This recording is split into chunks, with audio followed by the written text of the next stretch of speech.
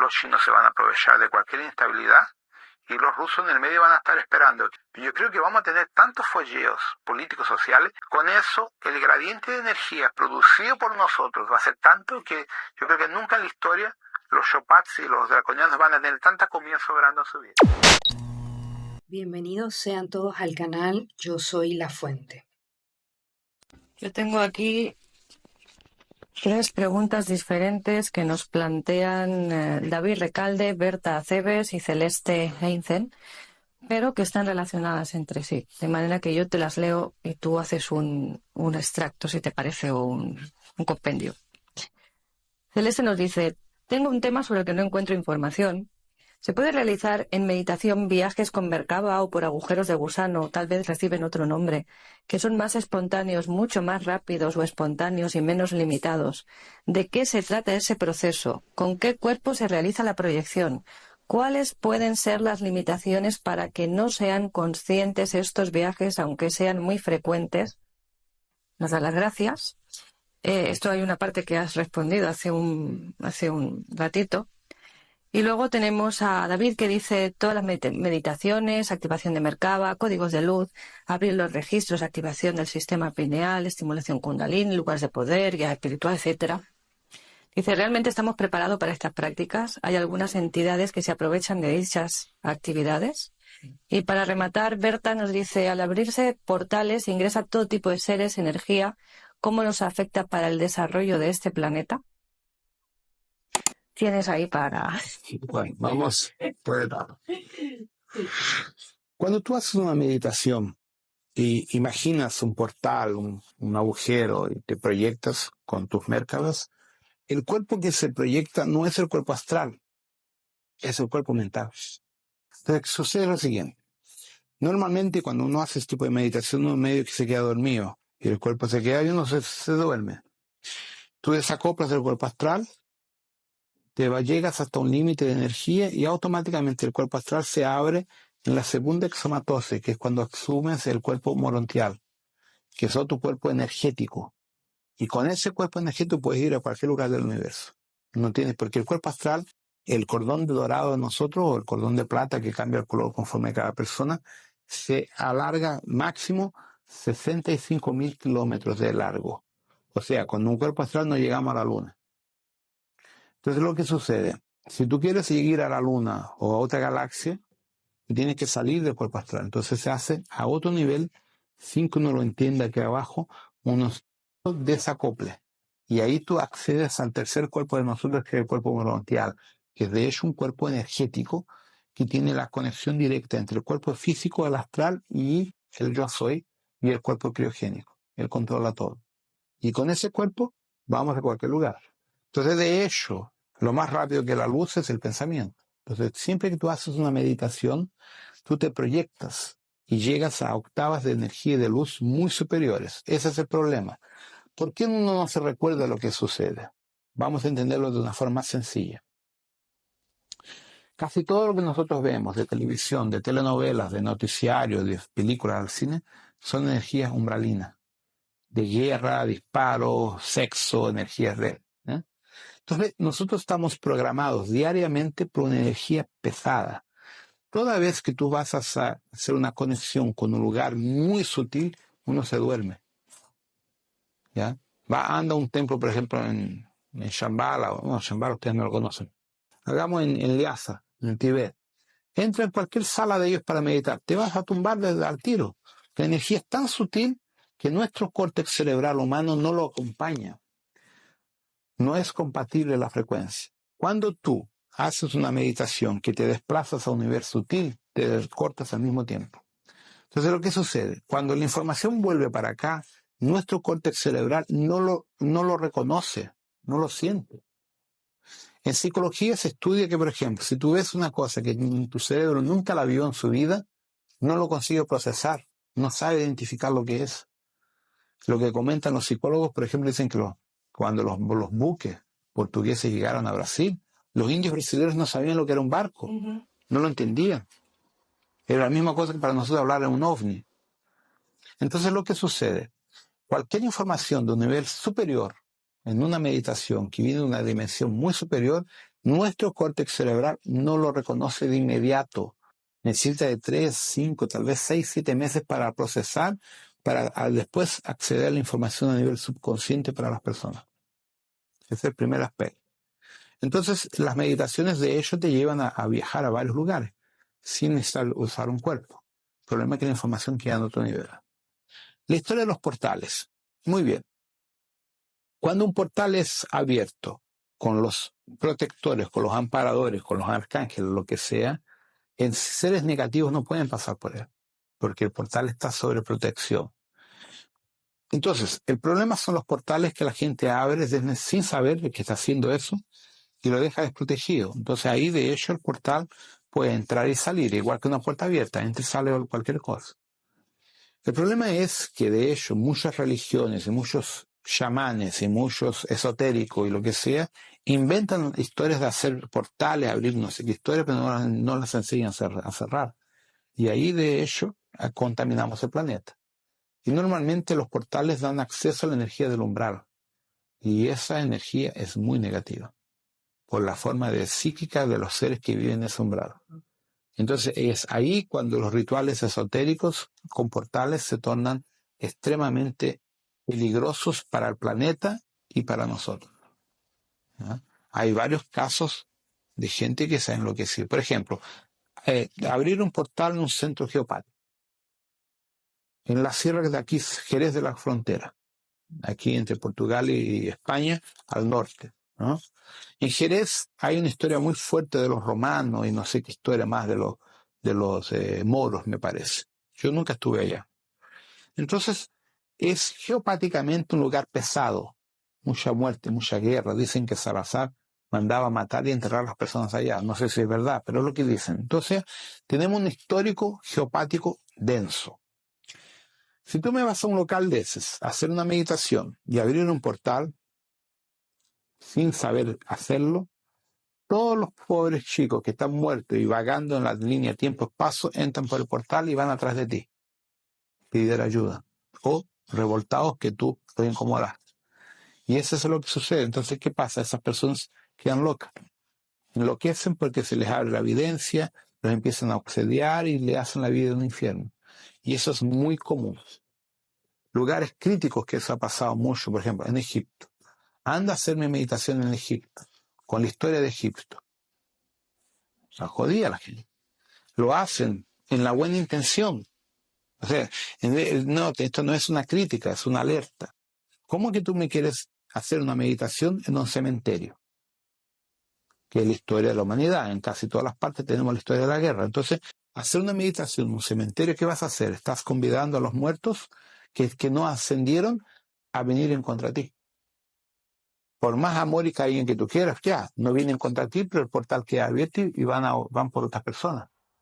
Entonces, esta parte de la responsabilidad de cómo trabajar portales, etcétera, etcétera, es algo que la mayor parte de las personas no lo entiende, no lo sabe y no tiene ni cómo enseñarlo, porque no saben cómo se cierra un portal. Entonces es un tema bien serio. Dentro de Brasil, que se hace mucha cosa con Umbanda, Candomblé, Quiumbanda y la propia magia en sí, también pasa la misma cosa. Por eso la importancia de tener el anclaje, tener los orishas, los amparadores, las jerarquías para darte la protección y cerrar el portal de la forma correcta. ¿Habrían entidades, además de lo que comentabas de los seres desencarnados que no han ascendido, que se aprovechen de esta situación? Es que hay dos situaciones interesantes. Cuando nosotros morimos, tenemos dos opciones, tal vez tres. Si tú eres un ser, una persona que no tienes apego a la materia, que no te interesa mucho, tú te vas de largo para arriba y sigues adelante. Ahora, si tú eres una persona con mucho apego a la materia, a la vida, a la comida, a la bebida, al sexo, a la familia, tú no aceptas a la muerte. Entonces tú te quedas acá entre nosotros, como una alma vagante. O si tú eres un ser muy negativo, muy pesado, por tu propia frecuencia entras al purgatorio, el famoso umbral. Entonces, ¿qué sucede? Cuando uno juega de abrir portales, de tontería, lo que sea, la primera frecuencia más próxima a nosotros son los que están vagantes. Por ejemplo, te sientas en una plaza a fumar un cigarro. El cigarro, para muchas personas, es una forma de destrabazar la tensión, el estrés, lo que sea. Para el muerto también. El muerto está muerto hace 50 años y a 50 años quiere fumarse un puro. Encuentra el chico ahí fumando uno, se le coge al tiro. No porque sea un ser malo, no, porque él quiere fumar. Entonces se le acopla para sacarle energía del puro, el cigarro, lo que sea. Estamos a fin de querer tomar unos copetes en un restaurante y empezamos con cerveza y terminamos con whisky. ¿Cuánta gente muerta no está loca que gana tomar una cervecita y un whisky? Entonces esos son los vagantes que se acoplan a nosotros. Ahí si la persona está en depresión, está en desequilibrio, se le atrapa más todavía. Entonces el tipo te acompaña a tu casa, te induce a tomar bebida todos los días hasta que tú te tornes un alcohólatra, porque él ya fue alcohólico. Entonces ese tipo de persona, que es el cuadro obsesor, está en todas las partes. Y si tú vas a hacer un ritual espiritual y no te armonices y no abres tus mercados de protección, estos chicos llegan hasta ti y te acompañan a tu casa y te hacen tu vida un infierno. Yo creo que la pregunta se refiere también a la parte de Anunnakis, etcétera, etcétera. También. O sea, que esa actividad les influye a ellos o les alimente de algún modo. Exactamente, porque sí, al primer nivel tenemos las almas vacantes, pero teníamos después los extraterrestres, que entran los Anunnaki, los draconianos. Los dracos se alimentan de nuestras emociones, igual que los Chopats. Por ejemplo, el mayor festival para ellos de vampirización energética, los partidos de fútbol. Tú me metes, por ejemplo, 50, 60 mil personas en una cancha de fútbol, como idiotas desesperadas en la guerra entre los dos partidos, están todos estos seres con las bombillas directas a nuestro cuello, sacando ectoplasma. Esos son los famosos vampiros. El carnaval, todo justamente. Entonces ahí tenemos, de hecho, no solamente las almas penadas, que también son vampirizadas por estos seres. Entonces ahí viene la cosa interesante. De la misma forma que nosotros vamos a ver un partido de fútbol, o al carnaval, como él dijo, los obsesores muertos también van, quieren aprovechar la fiesta. Ahí llegan los Anunnaki, los Chopats y los otros seres, básicamente los draconianos, y hacen la vampirización ectoplásmica de los vivos y de los muertos. Y cuanto más la persona entra en esa energía, más alimento le genera. Es un efecto dominó. Entonces, por eso es que se han investido tantos miles de millones en el mundo para ampliar el fútbol, principalmente, creo que más. Sí. Más creció.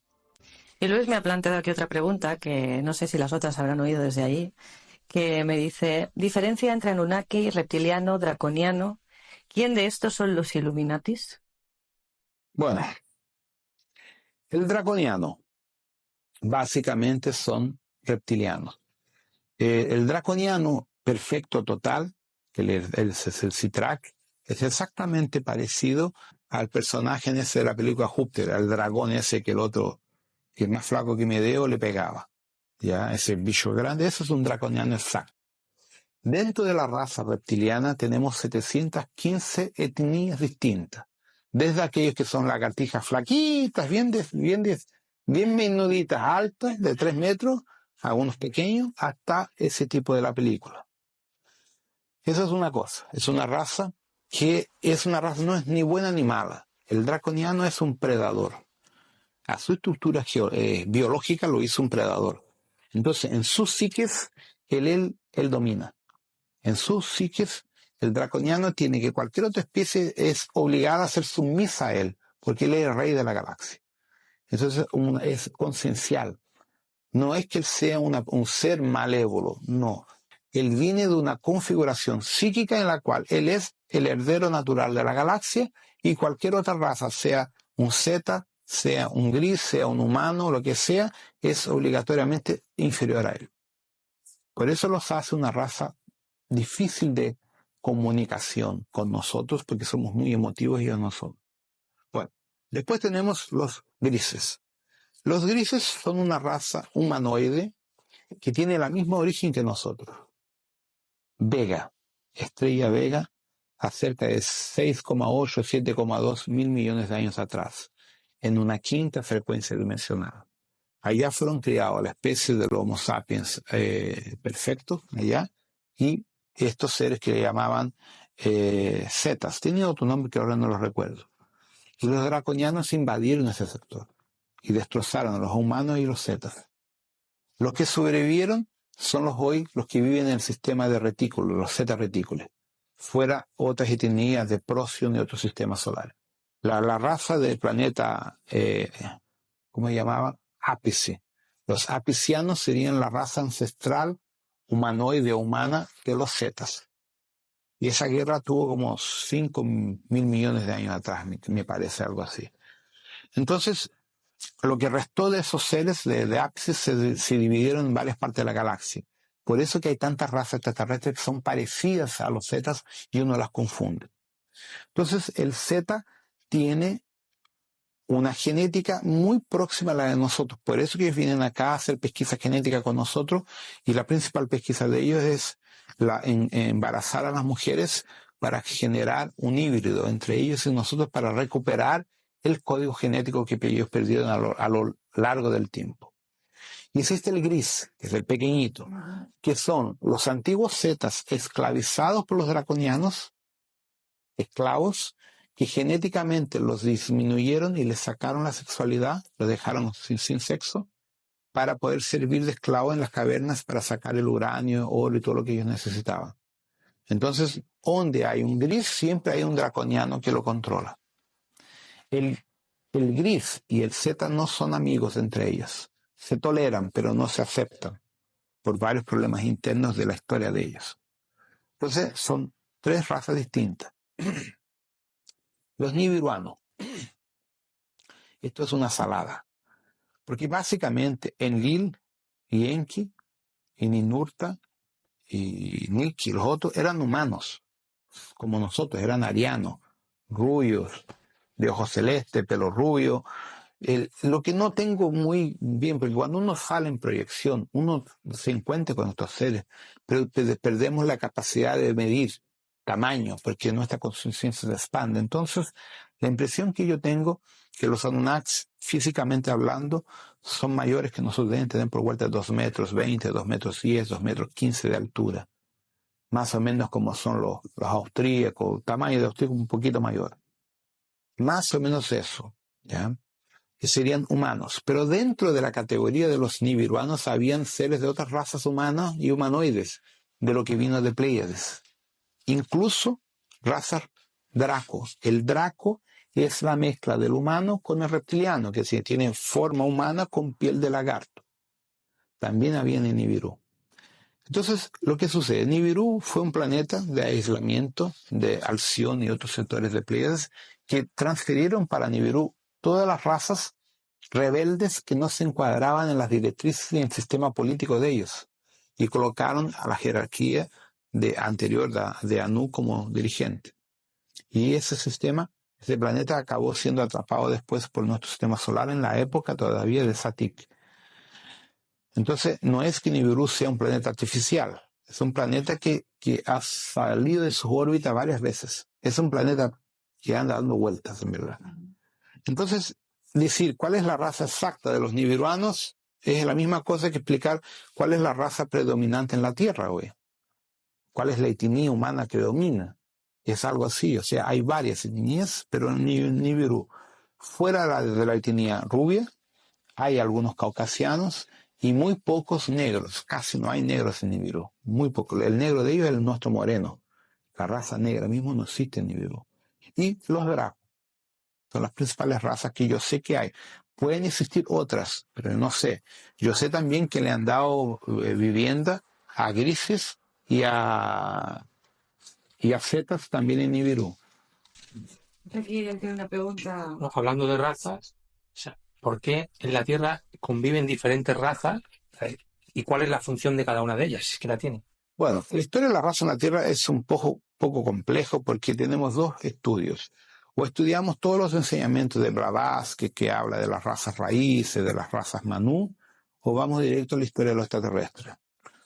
La primera raza de manipulación genética hablemos de nuestra primera fase, de Nibiru, de Enki, con los humanos, con los neandertales y Cromañón, genera el Lulú. El Lulú era una mezcla entre hombres arianos y caucasianos, que fueron los que habitaban la Mesopotamia. Después los otros de Marte, que eran los Ojigis, que eran los grupos de Nibiru que fueron para Marte para montar el proceso de refino del oro, vinieron para acá y se acasalaron con las mujeres de la Tierra, teniendo hijos, generando otras etnias humanas, ¿ya? Todo en la Mesopotamia. Muy bien. Después vienen otras razas que derivan de las razas de Mu. Mu tuvo 22 o 25 razas distintas, algo así, o un poco más. Humanas y humanoides, etnias genéticamente adaptadas, que se adaptaban acá al clima, que fueron incorporadas a nuestra sociedad después del diluvio. Y de la parte de Orión llegan los morenos, de Altair llegan los negros, la raza negra, de Júpiter también llegan algunas etnias negras, ¿ya? Por lo que yo sé. Y de Tau 7 llegan los chinos y los japoneses, la raza asiática. Entonces han sido proyectos genéticos que han sido traídos para la Tierra para hacer un estudio genérico de evolución de estas razas, de lo que sea. Entonces, en verdad la Tierra es un zoológico en ese sentido. Entonces tenemos varias razas humanas o etnias humanas que genéticamente se interpolan, pero tienen estructuras diferentes en su origen. O sea, podemos decir que han hecho una mezcla aquí de muchas razas que Exactamente. se comportan entre ellas. El estudio psíquico, emocional y también la parte de desarrollo genético. Porque cuando hay la miscigenación racial de nosotros, hay una mezcla genética que genera nuevas características psíquicas, emocionales y consecuentemente sociales, ¿ya? La pesquisa genética es muy importante a todo nivel cósmico, porque los extraterrestres juegan de dioses, y la principal es desarrollar la raza perfecta. Yo tengo aquí una pregunta que nos plantea Iván Díaz Cortés acerca de lo que hemos estado hablando antes de la Luna y del CERN que comentabas, que había habido un desastre, que se exterminó un planeta por algo similar. Y dice, el lugar CERN en Suiza, ¿qué hay de cierto con lo del portal que quieren abrir para que entren otros seres de otra dimensión? ¿Qué hay de cierto en ello? ¿Son especulaciones para asustar a la población? Se habla mucho del día 23, que fue ayer, que yo venía comentándole a Luis. Digo, para haber acabado el mundo ayer, hoy hace una mañana preciosa, ¿no? Le bromeaba. Que se hablaba mucho del 23 de septiembre, que algo pasaría grande, que si iba a haber un cambio, que... Ya cambiaron la fecha para 28, ya que el 23 nos dio, ahora el 28. Sí, sí. Mira, en el fondo yo sinceramente creo que son especulaciones. ¿Cuál es verdaderamente el problema del CERN? Cuando tú aceleras subpartículas y llegas a los bosón de Higgs o otros niveles, como ahora están descubriendo que ahora descubrieron que hay más partículas que las 17, que están asustados porque estamos hablando ahora no más de física cuántica, estamos hablando ahora de física exótica. Entonces la cosa cambia. Entonces ahora estamos teniendo comprobación real de la materia oscura, energía oscura y lo que antes era teoría. Entonces el problema que podemos tener en el CERN es que él explota. Y esa explosión abre la Tierra al medio. Entonces, de hecho, nada de portal, eso es tontería. Allá en la escritura de él no está hecha para abrir un portal. Lo puede hasta abrir ocasionalmente. Pero no es porque tiene que pasar gente por él, no es porque lo quieran hacer para que pase gente, la Tierra ya está invadida por todas partes, no es eso. El mayor peligro del CERN es de hecho que él se desequilibre y genera una explosión creando una singularidad y destruyendo planetas. Eso es lo que pasó en Maldek. Ahora, los científicos no lo están haciendo de esa forma porque lo quieren hacer. Ellos trabajan como científicos, tienen que encontrar respuestas. Entonces están haciendo científicamente lo que ellos creen que es lo correcto. Ellos no tienen la intención de generar una explosión, porque todos esos científicos que tú hablas con ellos tienen familia, tienen hijos, tienen casa, tienen gato, perro, o sea, ninguno de ellos es loco de destruir el planeta. no está en su ideología. Ellos quieren descubrir experimentos. Lo que sí, de hecho, podemos tener un desequilibrio y generar un war loop, algún proceso así que genere algunos problemas. Por ejemplo, acabar con la energía eléctrica de toda Europa. Eso puede pasar a cualquier momento. ¿Ya? Generar un pulso electromagnético que deja mitad del planeta sin luz. Creo que va a pasar incluso. Está dentro de las posibilidades. Pero de ahí decir que el CERN está siendo hecho por orden de los Illuminati para crear un portal dimensional para los draconianos, como ya lo he escuchado, no es por ahí. Le paso a Antonio ahora el testigo, y luego ya plantearemos tus preguntas. ¿Cómo influye los programas de Lilith, Inanna, Shakti y todo esto en el desarrollo consciencial y psíquico de las mujeres? Bueno, funciona mucho. El problema es que todas estas entidades, que son todos básicamente Inanna, están intentando hacer rescate de las cagadas de ellos del pasado. Entiendan lo siguiente, los Anunnakis como personalidad se pueden colocar como adolescentes inconsecuentes. Han sido seres que fueron colocados en la Tierra para desarrollar un trabajo, pero no tenían la maturidad psíquica y emocional para hacer el trabajo, el papel de dioses o de gobernantes. Entonces, los Anunnakis hoy, Inanna, Ninurta, el Purple Enki, el Purple Enlil, el Marzuki y otros, están atrapados a la Tierra por el Consejo Galáctico para resolver las propias burradas o cagadas que ellos hicieron en el pasado. Entonces, tenemos dos aspectos aquí muy serios. El primer aspecto, el verdadero, de estos seres como conciencia real, intentando ayudar y resolver las mierdas que hicieron. Y el segundo aspecto, los hologramas. Los hologramas que nosotros como humanos que idolatramos, generamos en el inconsciente colectivo. Entonces tenemos un montón de idiotas en este planeta que idolatran a Inanna y le hacen magia, le hacen sacrificios de niños y de alimentos y de bichos a Inanna. Inanna no necesita nada de eso, pero para mucha gente sí. Entonces tenemos dos cosas. Tenemos el holograma de Inanna y de otros dioses y hasta de los orishas, en la cual la humanidad le venera y le da sacrificios, generando un arquetipo de vampirización extrafísico en la realidad humana y en el umbral, y la propia entidad en sí. Entonces, ¿qué sucede? Si tú entras en la energía de Inanna por devoción, te jodes.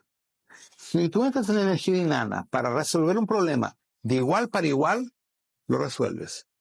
Entonces, el problema acá es la sumisión. Tú no puedes tener a un Anunnaki o cualquier otro ser arriba de ti. Son al mismo nivel porque ustedes dos tienen alma. La Inanna está en un cuerpo físico igual de nosotros. Si le metes un tiro, el fusil muere. Por lo tanto, ella no es inmortal, ella no es un ser superior a nosotros. Ella tiene un cuerpo biológico que dura más que el de nosotros, pero tiene una misma alma que nosotros tenemos. O sea, cualquier uno de nosotros puede encarnar en un Anunnaki y pasaría a ser igual a ella. Entonces, en cuanto nosotros no entendamos que nadie es mejor que nadie y que todos somos iguales, seamos extraterrestres o humanos, porque todos tenemos una alma que acopla al cuerpo, punto final. Entonces, cuando eso se entiende, ahí el trabajo funciona. Pero cuando un humano se coloca en un nivel de inferioridad a cualquier otro ser porque cree que el otro es mejor y que yo soy inferior, no va a funcionar. Vamos a entrar en los hologramas de poder nuevamente. ¿Y cómo se crea un alma y cómo se le atribuye una jerarquía? A un alma, bueno, ahí la cosa va más lejos. La alma es generada por el yo soy. Entonces, la origen de la vida, es eso que tú quieres saber. Muy bien. La origen de la vida se da por los hijos paradisíacos o por los Boronandés. Ellos extraen la propia energía oscura, una energía generándole, así tipo, piensa en una galaxia. Eso es una mónada. Y le dan vida, la fecundan, le dan vida y vitalidad. A partir de eso, esa mónada, que es la verdad, la supramónada, gana conciencia y adquiere la memoria cuántica de sus progenitores. Una vez que esa mónada está consciente de lo que ella es, sucede la siguiente etapa, la segunda etapa. O ella se queda en el cosmos como una galaxia, básicamente emanando vida, pero tiene el conocimiento, pero no tiene la práctica de nada, o quiere tener la práctica. Son dos caminos. Si quiere tener la práctica, esta supramónada se desmembra en mónada, de mónada, en yo soy, de yo soy, en alma. Y el alma en fractal de alma hasta llegar al cuerpo biológico. Entonces nuestro camino es de vuelta. Nosotros vinimos de una supramónada, tenemos que volver para ella. En media, el ciclo de tiempo que se establece para nosotros es de 10 millones de años. Para salir de la mónada, llegar hasta el nivel 3D y volver. Infelizmente estamos bien atrasados. ¿Y en qué momento se te acopla una energía, hay una jerarquía de apoyo? A partir del momento que tú sales del yo soy, entras como alma, ya tiene una jerarquía de apoyo. Cuando la alma se fragmenta, el fractal, o viene en un cuerpo físico, tiene una jerarquía de apoyo para estudiar, acompañar el proceso y darle el aporte. Ese proceso, en el caso de la Tierra, es más complejo. La Tierra está en cuarentena, está en aislamiento. Entonces, esa jerarquía deja que se cumplan los ciclos periódicos, de que son 26.000 años, para ver cómo el alma trabaja y se desarrolla. Por eso es que hay la jerarquía espiritual de la Tierra, que es la cúpula de cristal, la fitena blanca, y la cúpula espiritual esta dimensional, que son los tronados y la jerarquía galáctica. ¿Y nuestro papel o nuestra función en cuanto a encarnados con nuestra jerarquía? Bueno, esa es una situación que depende. Cuando tú despiertas tu conciencia, tú te tornas un canal de la jerarquía para ayudar a despertar a otras personas. Entendamos lo siguiente, ya que la Tierra es un planeta prisión en que se perdió la conciencia de quién realmente somos, algunas personas tienen que ayudar a traer de vuelta esa conciencia. Entonces nuestro papel es ayudar a las personas a despertar, a entender su propio poder personal, a salir de la matriz de control de una forma armónica. Entonces, a medida que nosotros ayudamos a las personas a desarrollar ese trabajo, nuestra jerarquía nos da soporte, protección y ayuda.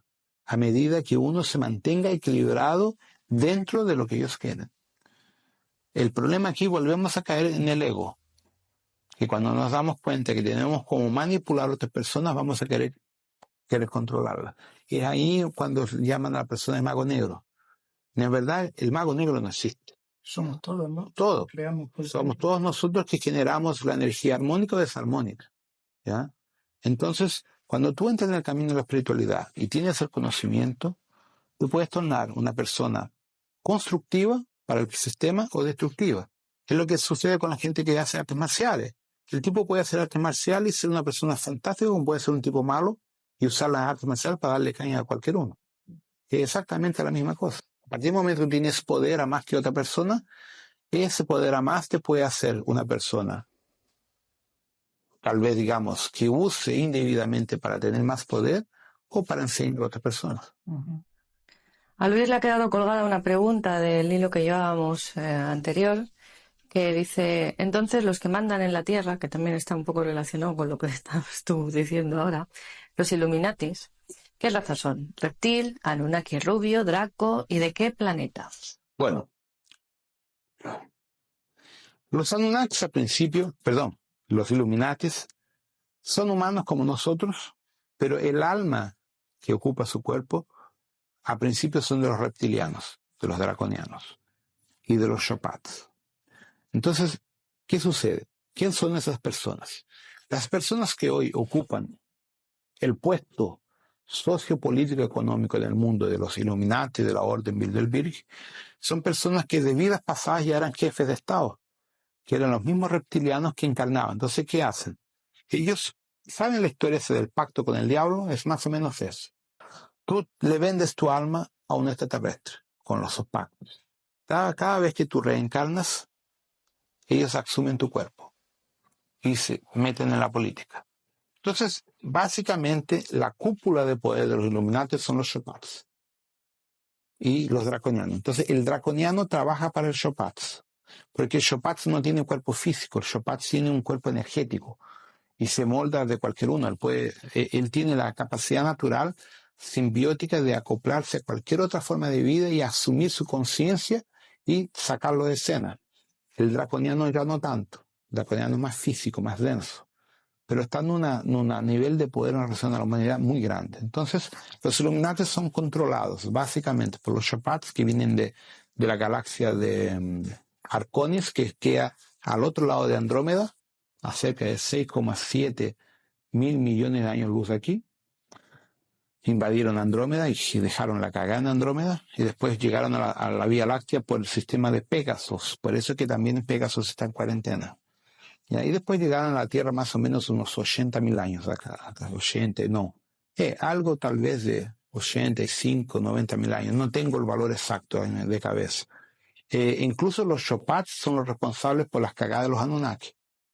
Ellos abducieron a los Anunnaki y dejaron el destrozo total. Fueron los Shopats que abducieron a Marduk, que generó la guerra con Inanna. ¿Ya? De ahí después vienen los draconianos, dentro de estructuras de control físico. ¿Qué sucede? Hay dos formas que los draconianos trabajan. Te roban a tu cuerpo, te abducen, te clonan, te mantienen preso a ti y mantienen el clon en la sociedad. Pero ese clon tiene implantes cibernéticos y tiene la conciencia del draconiano dentro del cuerpo. Entonces ahí tienes Obama, Putin, Angela Merkel, los idiotas de Brasil y gente de la cúpula del Pentágono y de otros lugares más secretos, que son básicamente estos seres. Entonces estos seres controlan, por ejemplo, a un Bill Gates. Llegan al tipo, mira, tenemos esto, no, es así. No, es así. Si no lo hace así, le van a dar. Entonces los hombres más ricos de la Tierra, que tienen el poder económico de cambiar el planeta, no lo pueden hacer, ni mismo que quieran, porque siempre va a haber alguien arriba de él que tiene el poder de convencerlos a hacer las cosas de la forma que los Illuminati quieran. Entonces cuando tú llegas a el nivel financiero y político de ser una persona que realmente puede cambiar el planeta o influenciar a otras personas, principalmente coge un actor famoso, ¿ya? Cuando tú llegas a un nivel tan importante, ellos llegan hasta ti y te dicen, no, señor, hasta aquí usted puede llegar, más que esto no. Y a partir de ahora usted tiene que hacer lo que quiere. No. ¿Quieres vivir? Es de esa forma. No. Usted tiene hija, tiene esposa, tiene nieto. ¿Entiendes? Si usted quiere bien a su familia, haga lo que le estamos diciendo. Si no, alguien aquí va a tener problemas. Y de esa forma ellos controlan la humanidad, por el miedo, por la coacción y por los implantes cibernéticos. ¿Ya? Entonces, hoy los Illuminati están divididos en varios sectores. Por ejemplo, dentro de la estructura del SGS, que es el Servicio de Gobierno Secreto, la parte militar, arriba del presidente Obama hay 32 niveles de seguridad secretos, ultra secretos.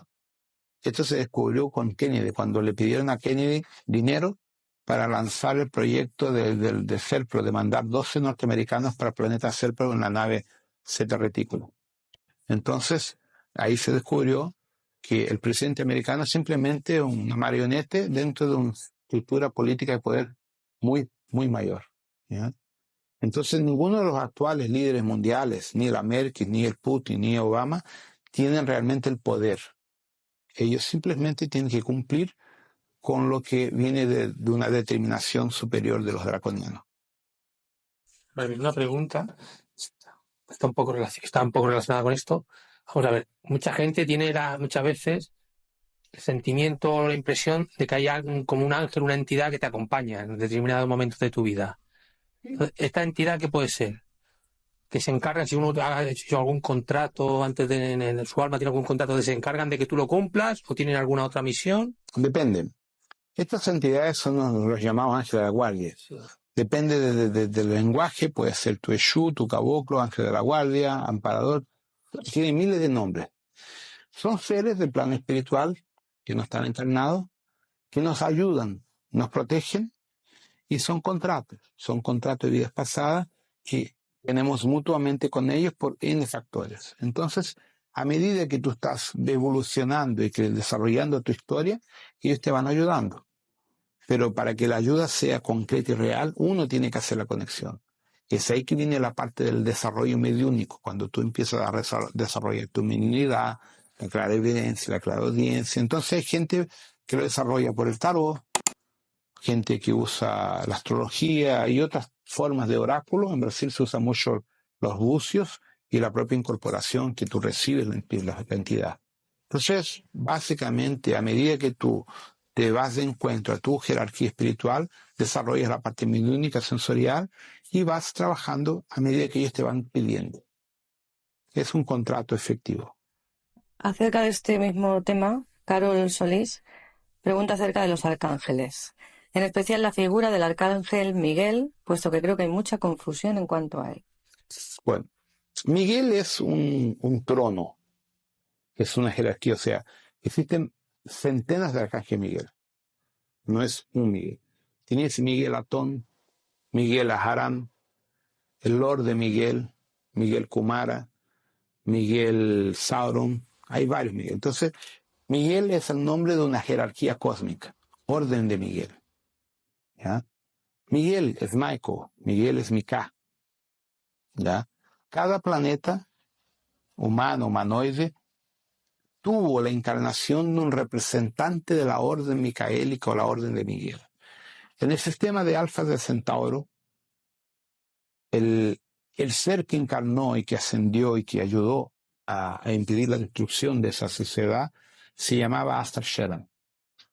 Es el propio Miguel, pero encarnado en una forma humana de ese local a 2,8 millones de años atrás, 2.800 millones de años atrás. Muy bien.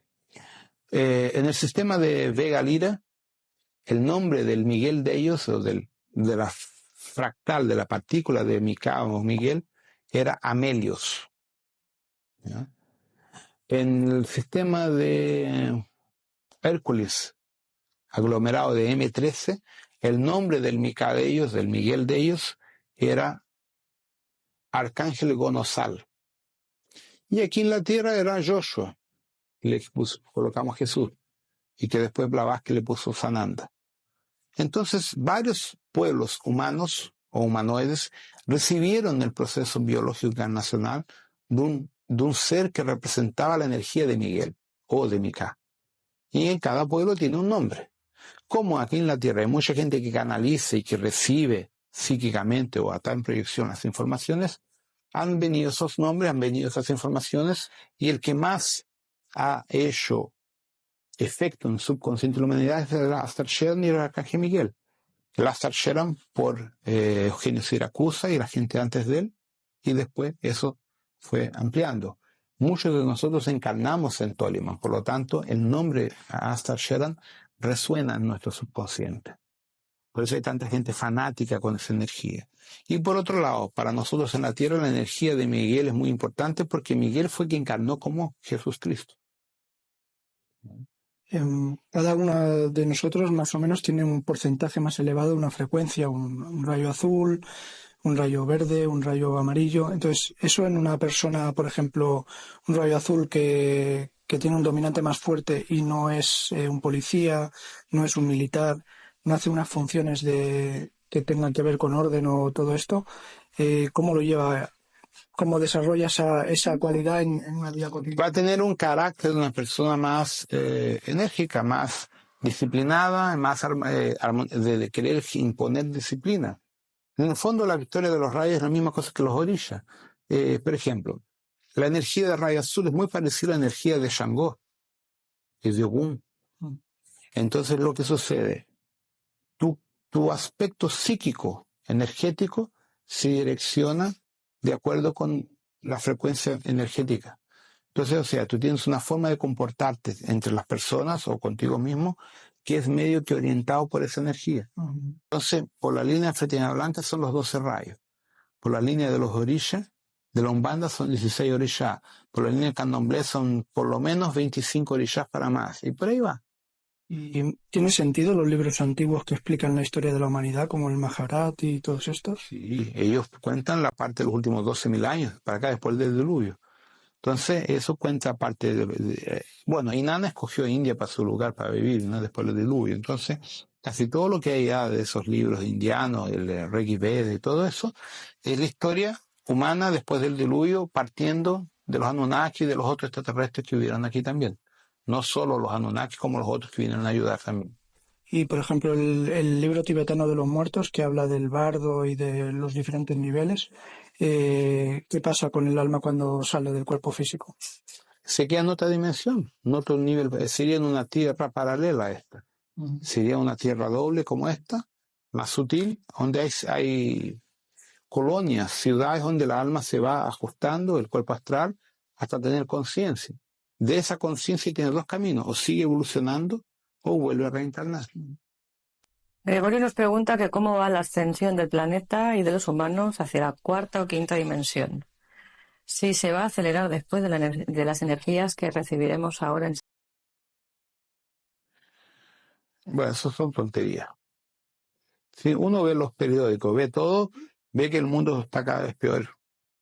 ¿Ya? O sea, las guerras, los problemas sociales, y o sea, yo no sé a dónde están ascensionando con las cagadas que se mandan todos los días los políticos y los guerrilleros en el mundo entero.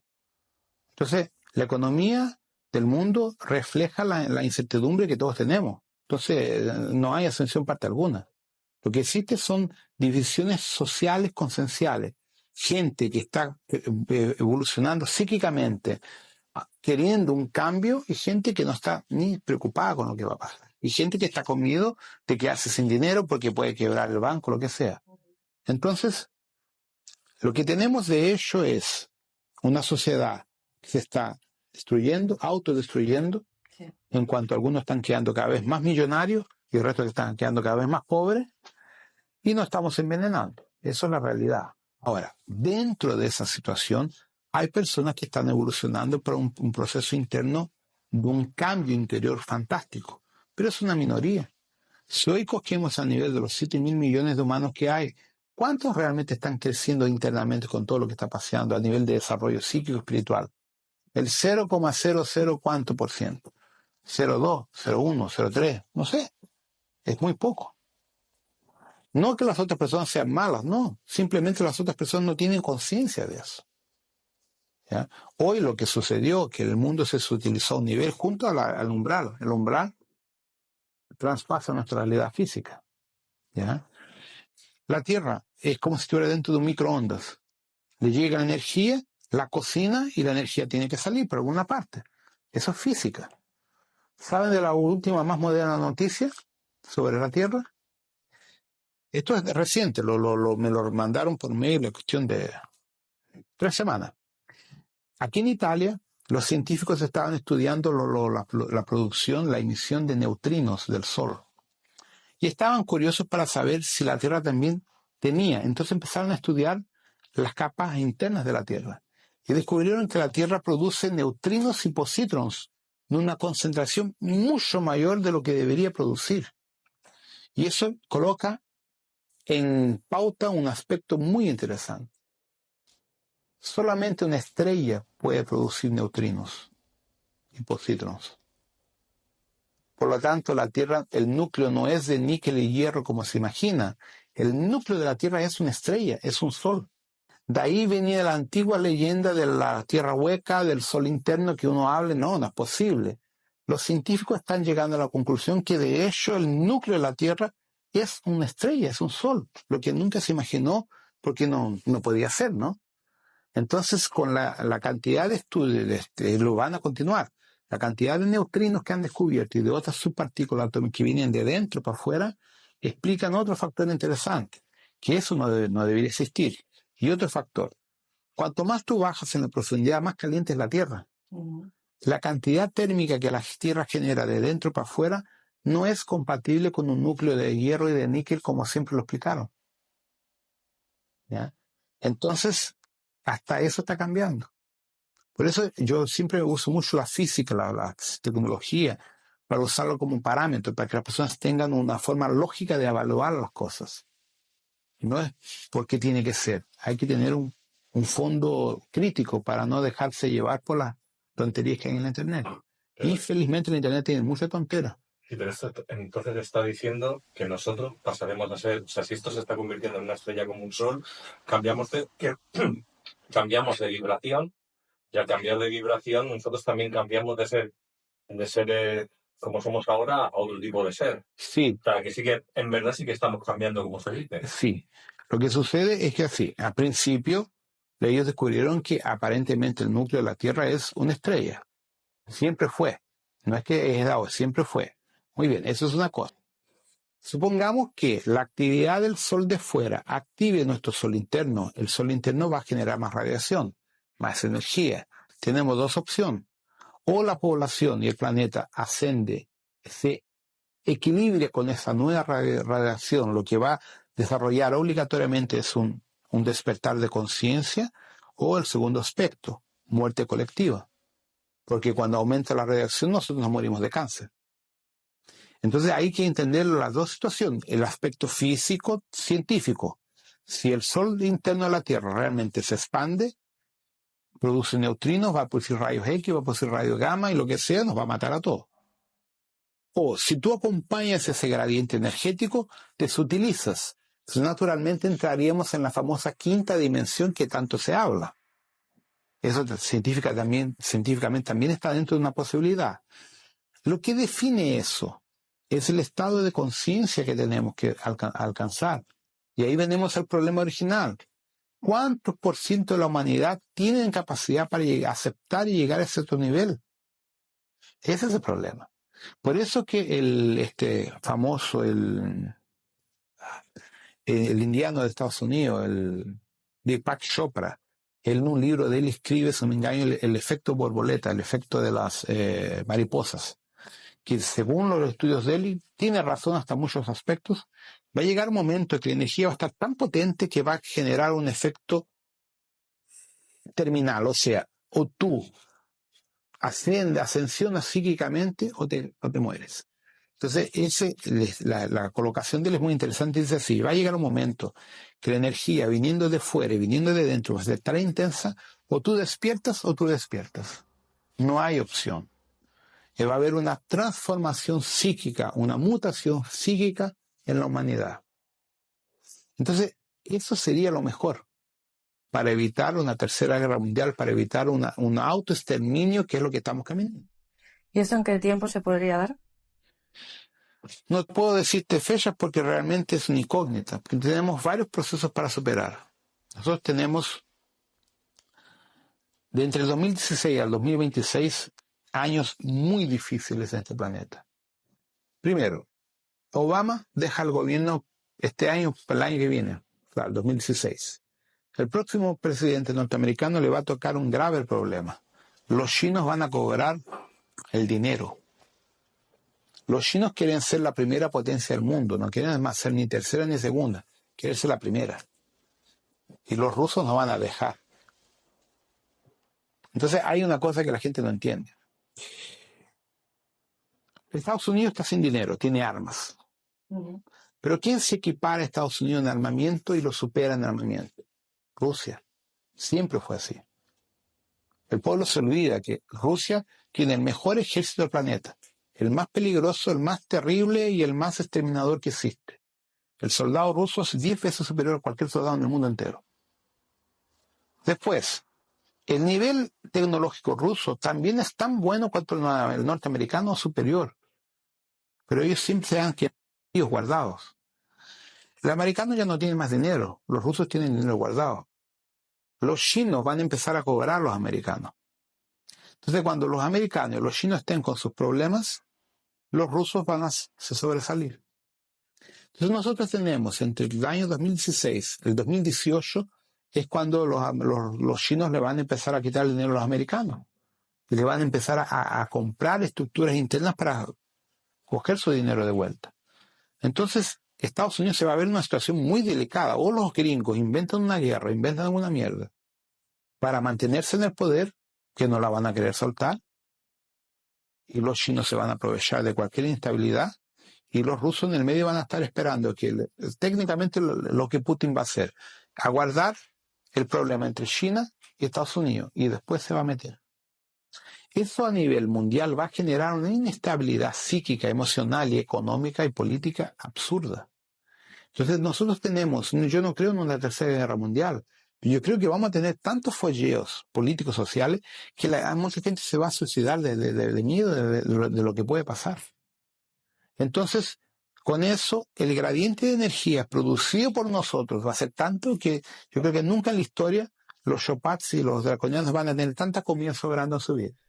Lo vamos a poner bien hermoso, ¿no? Bien.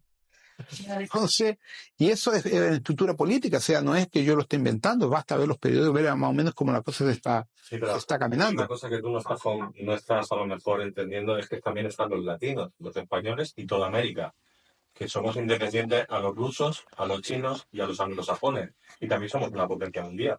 ¿Aquí cómo quedamos nosotros? No quedamos porque no tenemos poder ni cojones para confrontar esas estructuras. Latinoamérica es comunista entera. No tienen dinero, no tienen armas, no tienen estructura para confrontar.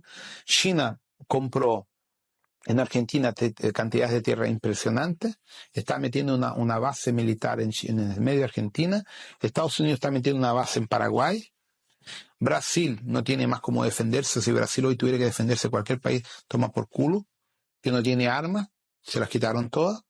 Entonces, el único país en América del Sur que podría defender una eventual situación contra los rusos es Brasil, y no tiene cómo. No es por falta de hombres, por falta de armas, falta de aviones, no tiene. Brasil todavía usa F-5, con 45 años de uso, lo están usando hasta el día de hoy, porque dijeron que compraron 120 Gripen. No los pagaron y no los van a recibir jamás porque no han pagado nada. Entonces, América Latina, olvídate, no cuenta para nada. El único país que podría contar para algo es Chile, que es una extensión de Estados Unidos. Si Estados Unidos está quebrado, Chile también está quebrado. Entonces no sacan nada con Estados Unidos, le he pasado un montón de armas. Chile está con F-35 ahora, secretamente. Pero si no tiene dinero para ponerle benzina, no sirve para nada. Entonces, no es una guerra lo que queremos. No, pero yo me refiero a que el mundo latino quizás tiene, por su potencial, algo más psíquico en el sentido, como tú has dicho, más emocional. Sí, eso sí. Y a ver de crear en la guerra, si creamos en las emociones, podemos dominar el planeta desde un punto que nunca se ha dominado, que es el despertar de la conciencia, que por eso en España y en América se está potenciando más que en el resto del planeta. Podría ser, pero yo no lo colocaría como dominio, lo colocaría como opción para algunas personas. Lo que va a suceder, muchos de los europeos van a querer ir a vivirse a América Latina, rusos, americanos, como ya está sucediendo. Uh-huh. Pero justamente la instabilidad política de América del Sur está tan grande que hasta los turistas hoy ya lo piensan 3-4 veces en ir a vivirse. ¿Cuáles son los lugares paradisíacos que están yendo principalmente los judíos de Israel y de otros países europeos? Patagonia, que son lugares aislados, que están en paz, que no están viviendo de los folleos políticos del resto de América del Sur. Entonces perciban, yo no creo en una guerra, yo creo en grandes problemas políticos que vamos a enfrentar. Y eso genera una gran inestabilidad para todos nosotros. ¿Qué importancia tiene el oro? Porque, por ejemplo, China se hizo Rusia, están acaparando todo el oro del mundo, lo están quedando. ¿Con qué intención? Bueno, técnicamente lo siguiente, si futuramente quiebra la estructura, la bolsa de valores norteamericana, no se olviden que desde el año 70, 65, 70, los americanos cambiaron el lastro. Entonces, antiguamente el lastro de todos los países era en oro. La cantidad de oro que tú tenías en tu país era lo que valía tu dinero. Y hoy no es así. Hoy es ficticio. No existe. Es de pantalla de ordenador y punto final. Entonces, eso lo van a cambiar. Entonces, los países que tengan una gran cantidad de oro almacenado van a tener una moneda fuerte. Por eso que están almacenando cantidades incalculables de oro. ¿Qué opinas de la migración de los sirios? Me dicen a nivel espiritual. ¿De qué sirios? De los sirios de aquí, de la tierra. Ah, aquí. Sí, lo pregunta Eva Martínez. ¿Qué consecuencias? Catastróficas para Europa. Porque el problema, entiendan, en el medio de esas hay gente muy buena en el medio de esas personas, pero también hay gente de la ISIS y del Estado Islámico que son fanáticos. Y esa gente fanática tiene en su conciencia que nuestra forma de vivir, que nuestra religión, que toda nuestra forma que tenemos no es buena, que es mala. Entonces ellos están en contra de nosotros. significa que la forma que tenemos de vivir para ellos no es divina. Y van a intentar de todo a largo y medio plazo de acabar con esa seguridad. Entonces es lamentable porque dentro de esos sirios que vienen para acá hay gente muy buena de alma, de corazón, que está sufriendo de verdad. Entonces, esta transferencia de gente, esta migración, tiene el aspecto humanitario, pero también tiene el aspecto político de desestabilizar nuestra sociedad y nuestra economía. Y vamos a ver mucha muerte todavía. Por los poderes se ha hecho a propósito, ¿no? Este lanzamiento de sirios hacia Europa. Sí, todo proposital. Ellos ya lo calcularon justamente por eso. ¿Y a nivel espiritual tiene algún efecto? Mira, que yo sepa, en algunos aspectos son rescates entre almas de vidas pasadas, en algunos aspectos. En otros es una experiencia social de intercambio de nuevas formas de conciencia, etc. El problema no es el espiritual, el problema es lo que vamos a enfrentar nosotros físicamente. ¿Entiendes? Entonces, esa es la parte más delicada. Porque mira, el problema no es que el tipo sea musulmano, no es ese. Es lo radical que son. Por ejemplo, una cosa muy interesante. Yo estuve ahora de vacaciones con mi pareja, nos fuimos a Grecia.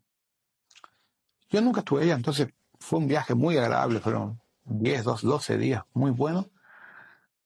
Y estudiando historia de Grecia, llegué a la conclusión impresionante, que yo nunca me di cuenta. La peor estructura social que el planeta ya tuvo hasta ahora, la que más ha muerto, ha destrozado al próximo, es la cristiana, la iglesia. Destruyó casi todos los templos griegos, porque eran griegos, porque no eran católicos. Destruyó y mató lo que podía. Entonces, hasta ese momento, los musulmanes, le llamaban ellos los otomanos, ellos cuando invadían un local, permitían que cada uno de ustedes tuviera su religión, su forma de creer en los dioses que quisiera. Ellos te controlaban, pero tú tenías una libertad. Y esa libertad hoy el pueblo islámico de cierta forma lo perdió. Entonces los islámicos están siendo manipulados también internamente por otras fuerzas sin que ellos se den cuenta para ser extremistas. Porque ese es el problema. Si vivir un islámico al lado de un católico, de un budista, no hay problema.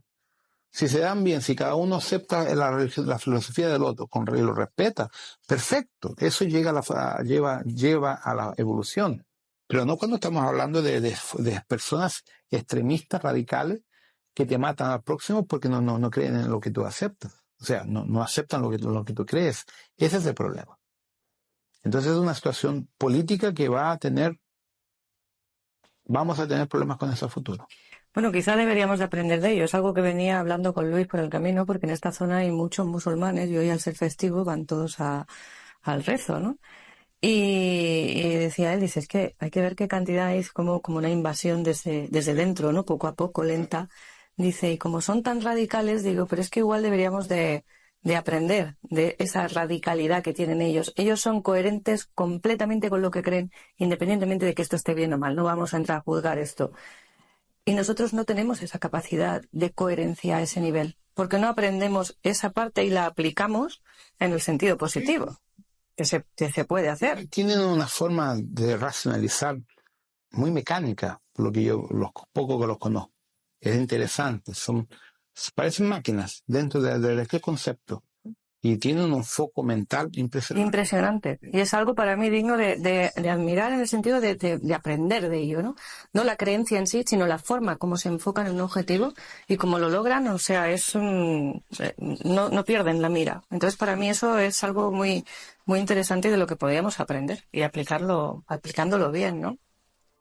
Si podrías nombrar o explicar sobre los 37 planetas de exilio? Bueno, fueron 37 sistemas, planetas, dentro del sector de Orión, de Oriones, de la constelación de Orión, que fueron aislados, que fueron básicamente dejados como la Tierra, para transferir las almas de aislamiento, de exilio, dentro de la Federación. Todas las almas que no se encuadraban dentro de lo que era determinado por las 9 directrices, fueron colocados después de la guerra dentro de esos 37 mundos.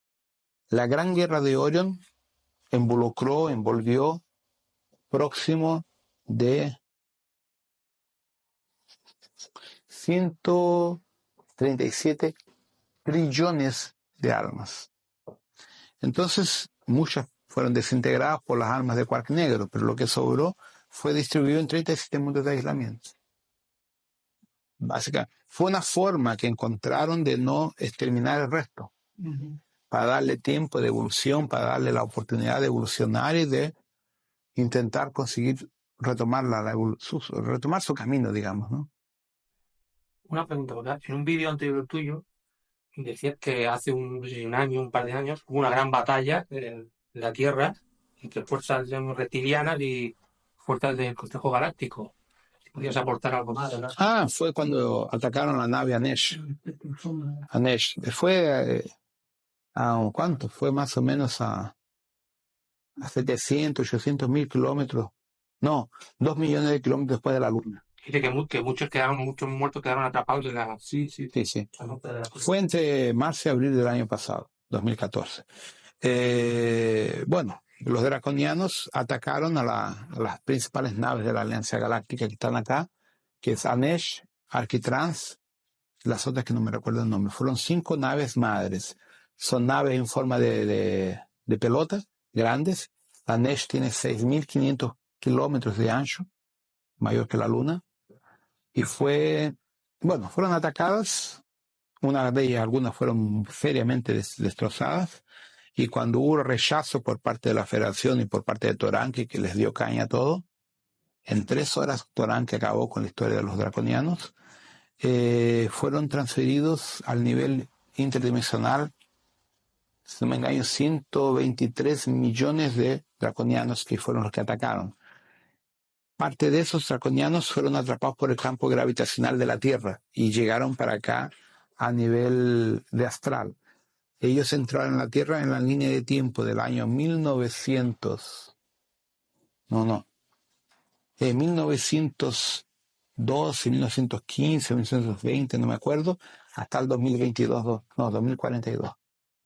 Es más o menos el ranking en que ellos se distribuyeron y se escondieron y están junto con los draconianos de la Tierra influenciando a destruir la Tierra. ¿Esa batalla por qué se produjo? ¿Cuál fue la que? Esta batalla es lo siguiente. Cuando hubo la Gran Guerra de Orion, mucho tiempo atrás, esa guerra llevó a unos niveles tecnológicos absurdos. Los draconianos y los humanoides de la Alianza Galáctica tenían la tecnología de las bombas de quark pesado. Una bomba de quark pesado no es mayor que un macetero, una pelota de béisbol. No es mucho mayor que eso. Béisbol no, basquet, que es mayor. Primero para que lo entiendan. El quark es responsable por la fuerza nuclear, interacción nuclear fuerte. Es responsable por la parte gravitacional. Entonces el quark manipula el gravitón. Entonces los quarks pesados son explosivos que hacen con que un quark se coma a sí propio, generando un agujero negro, una singularidad. Ese tipo de armamento destruye una estrella como nuestro Sol en 5 días, más o menos. Lo aniquila y todo lo que tenga a su vuelta. Entonces, en el auge de la guerra de Orion, los dos lados usaban ese tipo de arma y se destrozaron a más de 3 estrellas en el lugar que hoy es la nebulosa de Orion. Y dejaron el problema. Entonces, la Confederación intervino. La Confederación es compuesta de seres de antimateria, de seres de energía oscura y materia oscura. Ellos nunca se metieron en los folletos de la Confederación, ellos solo observaban y estudiaban. Cuando vieron que estos locos iban a destruir la galaxia con el uso de esas bombas que generan un desequilibrio gravitacional entre los sistemas solares, tuvieron que intervenir. Y cuando intervinieron, ellos pararon la guerra, obligatoriamente. Nadie ganó esa guerra. Ella fue bloqueada. Entonces hubo una separación entre esos dos grupos y generaron lo que llamamos de zona neutra. En esa zona neutra, que es una muralla, se dividieron los grupos y cada grupo formó sus federaciones y se controla el pasaje de este local. Y nuestro sistema solar está justamente al medio de la zona neutra. Es ahí que entra la historia de los pleiadianos, que cada 26.000 años hacemos un percurso, 2.100 años para adentro, 2.100 para afuera, exactamente eso. Entonces lo que sucede, Cuando el sistema solar entra a la zona neutra, encarna a la gente de ese grupo acá. Cuando sale para afuera, encarna a la gente de fuera, o sale la gente de fuera. Entonces, ellos quieren retomar todo el poder y romper el tratado de equilibrio, invadiendo el resto. Entonces, los draconianos. Entonces, ellos mandaron una flota de naves para desequilibrar el proyecto de Sananda de ascensión de la Tierra, atacando esas naves para disminuir la fuerza de la Fraternidad Blanca y de los seres de la Federación actuando en la salvación de la Tierra, actuando a nivel psíquico, espiritual. Y de hecho lo consiguieron. ¿Ya? Entonces, ese ataque, ellos sabían que no podrían destruir las naves de la Alianza, pero generarían una inseguridad muy grande. Y es lo que realmente lograron. Yo tengo aquí una pregunta que voy a resumir 3 en una. No es un resumen, es que las enlazo. Tenemos a Ruiz Rulo, Lucy Jackson y Mauro Cáceres, que preguntan: ¿cuántas razas de extraterrestres existen? ¿Cuántos hay entre nosotros? ¿En qué lugar, se refieren del globo, qué país, están presentes o más presentes? ¿Qué podemos aportarles los humanos a ellos y qué sucederá con nosotros cuando entremos en contacto con ellos? ¿Qué pasará con la humanidad? Bueno, básicamente tenemos 22 razas involucradas con la Tierra. Ya desde mucho tiempo. Ellos siempre estuvieron acá. Nunca se fueron. Tenemos los Anunnakis de Nibiru, tenemos los Arcturianos, tenemos los Sirios, los Pleiades, los Antarianos, que son anfibios, los Andromedianos, los Draconianos, los Dracos, los Insectoides, y por ahí va. Entonces, son más de 22, en verdad. Entre seres físicos y seres etéricos del plano astral. Estos tipos están distribuidos por todo el planeta. Siempre estuvieron. Entonces, ellos tienen ciudades o bases subterráneas o etéricas en lugares aislados.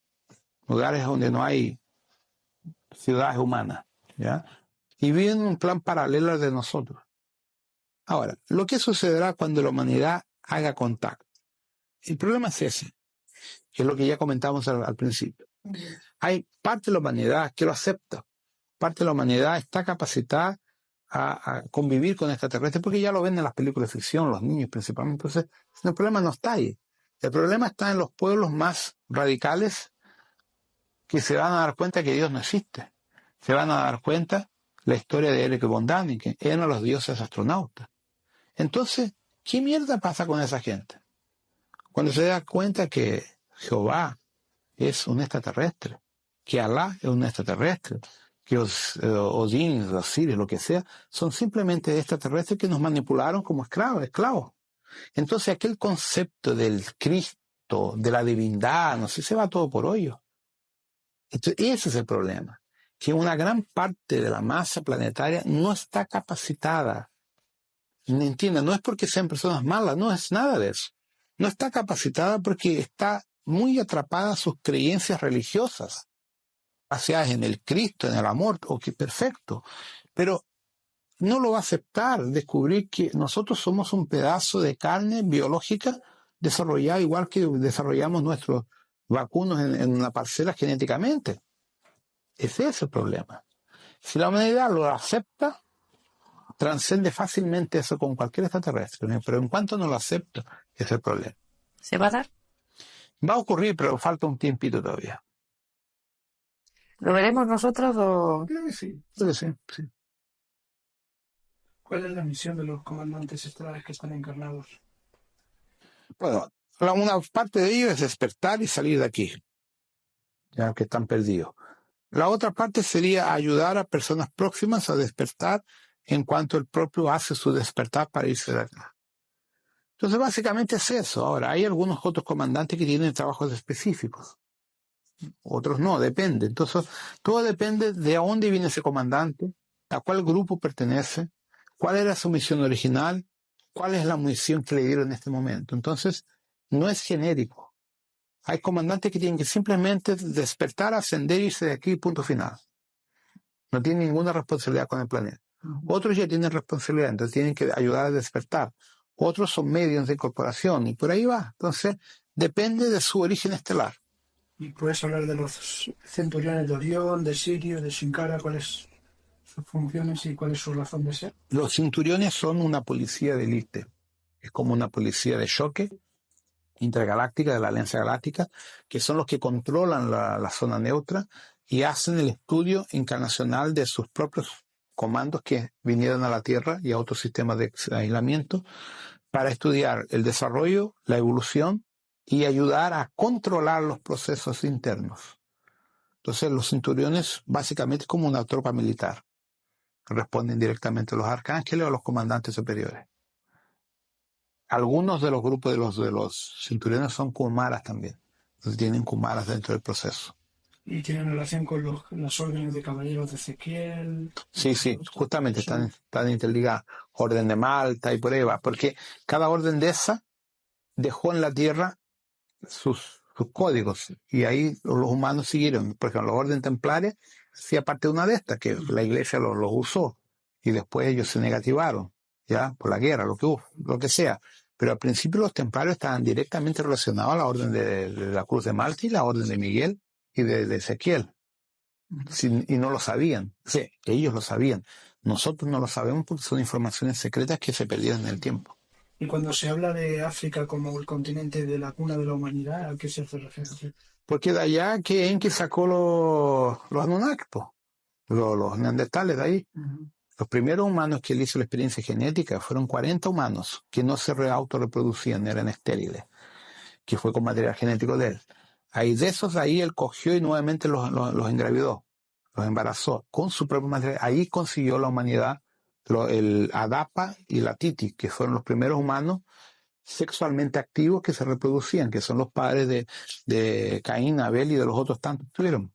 Esa pareja, Adapa y Titi, tuvieron 40 hijos, ¿ya? A lo largo de no sé cuántos años. Entonces, ¿qué sucede? De ahí surgen las 40 primeras matrices humanas, solo por Enki. Cuando los otros Anunnaki, los Igigi, descubrieron que el sexo con las mujeres de la Tierra era mejor que con las nibiruanas, porque las mujeres de aquí eran más sexualmente activas y las de allá no, entonces se empezaron a casar con las mujeres. Y de ahí empezaron a existir los nacimientos de los semidioses, que eran básicamente humanas con material genético extraterrestre. De ahí empiezan a surgir las diferentes razas humanas, las etnias, porque entre los propios Anunnaki no eran de la misma especie, eran variados. Y el gran problema era cuando eran draconianos que casaban con las mujeres, los mataban, porque los draconianos tenían 3-4 metros de altura. Entonces cuando se acostaban con las mujeres, las mataban. Estamos todos en insecto, ¿eh? ¿Qué puedes explicar sobre Shambhala y Agartha? Shambhala es una nave y Agartha es una ciudad reptiliana. Entonces, Agartha es de los reptilianos, de Sauron, de la jerarquía de los primeros dragones, esos que volaban, que vinieron de Rigel miles de millones de años atrás. Los dragones vienen mucho antes de los Anunnaki, hasta de Toranque.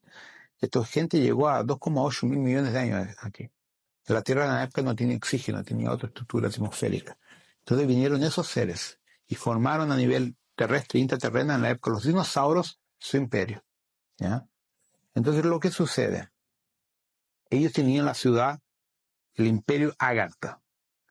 Cuando Sanat Kumara de Venus viene rescatando lo que sobró de la guerra de Venus, llega a Gobi, que es la región donde ellos estaban. En la época Gobi era selva, no era desierto. Entonces hacen un acuerdo y conviven en conjunto durante miles de millones de años. Hasta que llega un momento que las dos de la ciudad y la nave se funden y se transcienden por la tecnología de la nave Shambhala a una quinta dimensión en el núcleo de la Tierra cerca del Sol central interno. Y ahí se funda la Fraternidad Blanca y empieza con una nueva etapa de proceso evolutivo para la humanidad y lo que sea, ¿ya? Entonces más o menos eso.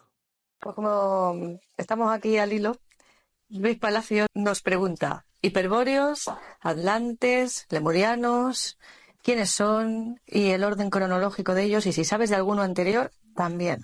Bueno, vamos a usar cronológicamente la estructura del planeta Tierra. La Tierra geológicamente, a cerca de 5,2 mil millones de años, o 5,2 billones de años, como decimos en Brasil, fue producida por el campo gravitacional de la estrella de Sirius, nuestra estrella que se llama Montmantia, y más otra estrella llamada Anágora. Y eso generó un desequilibrio y sacó materia solar. Nuestro planeta, la actual Tierra, salió de dentro de la estrella de Sirius como material. Y después fue atrapada por el campo gravitacional de nuestra estrella para este sistema solar. ¿Ya? Entonces, eso es la estructura geológica. ¿Ya? Por lo tanto, es importante que ya están pensando ahí, que me está viendo, ¿y cómo queda la historia de Zacarías, que Tiamat se chocó con Nibiru y del impacto sobre esas tonterías? Le voy a explicar científicamente la burrada que fue la mal traducción de este mi amigo. ¿Por qué sucede? Nibiru tiene un tamaño aproximado semejante a Urano. Por lo tanto, un diámetro ecuatorial por vuelta de sus 30.000 kilómetros de diámetro. Ya la Tierra tiene 12.700 apenas. Maldek, que era el famoso Tiamat, tenía básicamente algo como 75.000 kilómetros de diámetro ecuatorial. Era muy mayor. Y mismo que fueran del mismo tamaño, un impacto en el espacio. Y ustedes no saben la velocidad orbital de un planeta, ¿no? Un planeta tiene como velocidad orbital de movimiento en media de 8 a 12 kilómetros por segundo de deslocamiento en el espacio. Es una velocidad brutal, ¿verdad? El sistema solar anda a 100.000 kilómetros por hora. El sistema solar es la velocidad que se descubrió que la NASA, estoy dando datos de la NASA. ¿Ya? Entonces tú imaginas un planeta del tamaño de Urano, con sus 30 y tantos mil kilómetros de diámetro ecuatorial, a una velocidad de 12, 15 kilómetros por segundo, que es una velocidad considerable, con una masa grande de masa, de peso, que se choque con otra. No sobra nada. No sobra nada. Entonces, si de hecho Nibiru tuviera impactado con Tiamat, que era mucho mayor, ¿cómo que Nibiru sobró y el Tiamat se partió al medio, dando origen a la Luna y a la Tierra? Si los científicos ya saben que la Luna no es compuesta del mismo material de la Tierra, por lo tanto la Luna no es de la Tierra. Entonces esa historia está mal contada y es un equívoco muy grande de traducción e incluso una manipulación para inducir a que los Anunnakis sean superiores a los humanos. Eso es tontería. Lo desmiento. Entonces, ¿qué sucede? La energía Tierra o la geología Tierra vino para el sistema solar de nosotros, nuestra estrella, a 5.000 millones de años, 4.9, algo así. Y pasó por los procesos de enfriamiento geológico, como se aprende en la universidad en la parte de geología. La primera forma de vida que este planeta tiene empieza a 3,6 mil millones de años atrás a nivel de insectos coacervados, la parte bacteriológica, los insectos y los reptiles. Los reptiles fueron inseridos acá naturalmente con la ayuda de los reptiles de fuera, que son los famosos dragones, esos dragones chinos, las hidras chinas, esos seres, que son seres de una quinta y sexta dimensión, que escogieron la Tierra por su estructura para generar más vida, y ellos dieron origen a los dinosaurios. Entonces, de la misma forma que Mika, por ejemplo, ha hecho experiencia genética con la forma humana, los draconianos han hecho experiencia genética con su propia especie. Igual. Entonces, durante una época, lo que existía aquí se llamaba Pangea. Es un nombre, algo así, Pangea, que es antes de la Hiperbórea. Y esos seres vivían, no respiraban oxígeno, porque la Tierra no tenía oxígeno, era más dióxido de carbono con metano y otros gases, que eran lo que los dragones respiraban. Cuando la geología del planeta fue cambiando, no soportaba más la vida de esos seres a nivel físico. Entonces, naturalmente, empezó a haber cambios energéticos y fueron cambiándose las formas biológicas del planeta. Durante ese periodo, entre el 3,6 a cerca de 2,8 mil millones de años atrás, vinieron muchos extraterrestres, humanos y humanoides y insectoides y reptilianos, y generaron historias acá. No es la historia de la humanidad, del planeta. Entonces hay evidencias geológicas, por ejemplo, hay un pie gigante humano de zapato que está en Estados Unidos con 450 millones de años atrás. Por lo tanto, alguien usaba zapato igual, ¿no? Un pie número 50 de este tamaño que pisó en la Tierra. Entonces hay evidencia geológica de la existencia de formas de vida teóricamente inteligentes, humanas o humanoides, a más de 400 millones de años atrás, en la época de los plenos dinosaurios. Entonces la Tierra fue ocupada. ¿Ah? Pasados muchos miles de cientos de años, cambian los ciclos de la Tierra, cambian los proyectos en la Tierra y los seres que aquí vienen. Y después viene el proceso de la hiperbórea, que son la transferencia de colonias extraterrestres que vinieron a implantar formas de vida humanas y humanoides aquí en la Tierra por un tiempo determinado. Por ejemplo, 200.000 años. Dentro de 200.000 años tenemos un tiempo para desarrollar experiencia genética y vivir libremente fuera de la federación, sin política en el medio. Entonces la hiperbórea, fuera el reinado de los ciclopes, esos seres de 3 o de un ojo en la cabeza, de los seres gigantes, eran de otras razas. Algunas eran humanoides, no todas. Y ellos vivieron, creo que 500.000 de años. La hiperbórea básicamente era un sector dividido en dos factores, dos áreas. Un área que cogía parte de la África con la Antártida, nuestra actual Antártida, y habían otras áreas más al norte, cogiendo Siberia, Estados Unidos, que eran aislados. Eran tribus colocadas aisladas que representaban la hiperbórea. ¿Ya? Cuando la Tierra pasó por otros cambios geológicos, la cambiaron de órbita, esos seres crearon los mundos huecos, los mundos interterrenales, los primeros, los primordiales. Y ahí se juntaron a los draconianos, a las hidras, los dragones, formando las primeras ciudades intradimensionales de la Tierra, próximas al famoso Sol interno. ¿Ya? Entonces, digamos que a más o menos 2,8 mil millones de años se formaban las primeras ciudades intradimensionales de la Tierra, donde habitaban hidras, dragones y sus razas más o menos dentro de esa estructura, forma de los cíclopes, de los titanes y de otras formas humanoides o humanas. ¿Ya? Muy bien, la hiperbórea encierra sus actividades más o menos en la marca de 3,4 millones de años atrás. Ahí se instala la cúpula de cristal con la Orden Kumara y otros seres y se traen las 7 castas humanas para la Tierra. Se traen 7 matrices humanoides humanas de otros sistemas para la Tierra a nivel físico, 3D por la primera vez. Antes era todo 4D, 5D. Entonces, ¿qué sucede? La primera malta o la primera capa de almas que viene a encarnar en esas 7 castas durante cerca de más de 150.000 años son solamente yo soy y hijos paradisíacos, de primera vez. Seres que nunca habían encarnado físicamente en su vida. Vinieron por la primera vez para activar el código genético micaélico y desarrollar otros futuros proyectos después.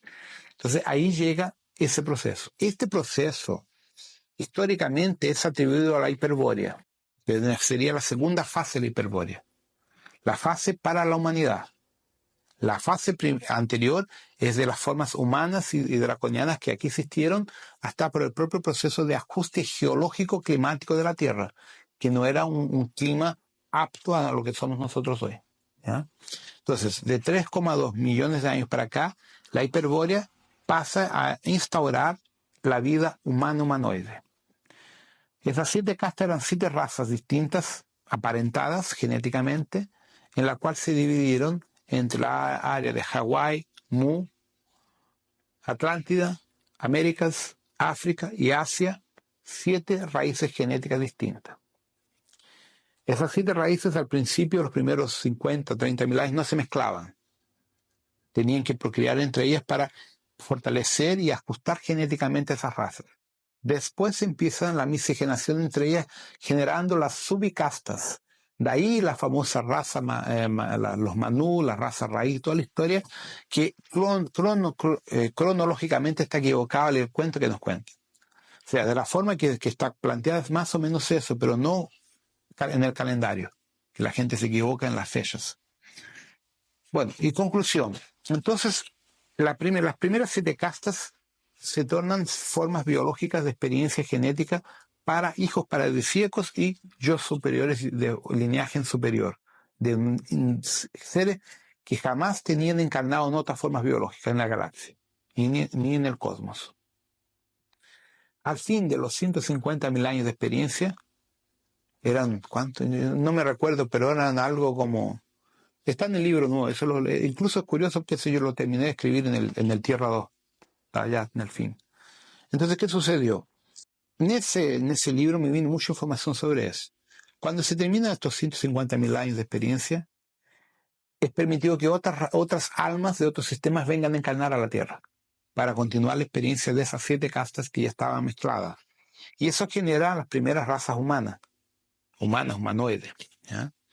En la marca de 1 millón y pico de años llega Toranque, de Aldebarán de Toro, con las matrices arianas de Vega, Lira, Pleiades, Aldebarán de Toro, que son los rubios de 3,5 metros de altura, los rubios gigantes. ¿Ya?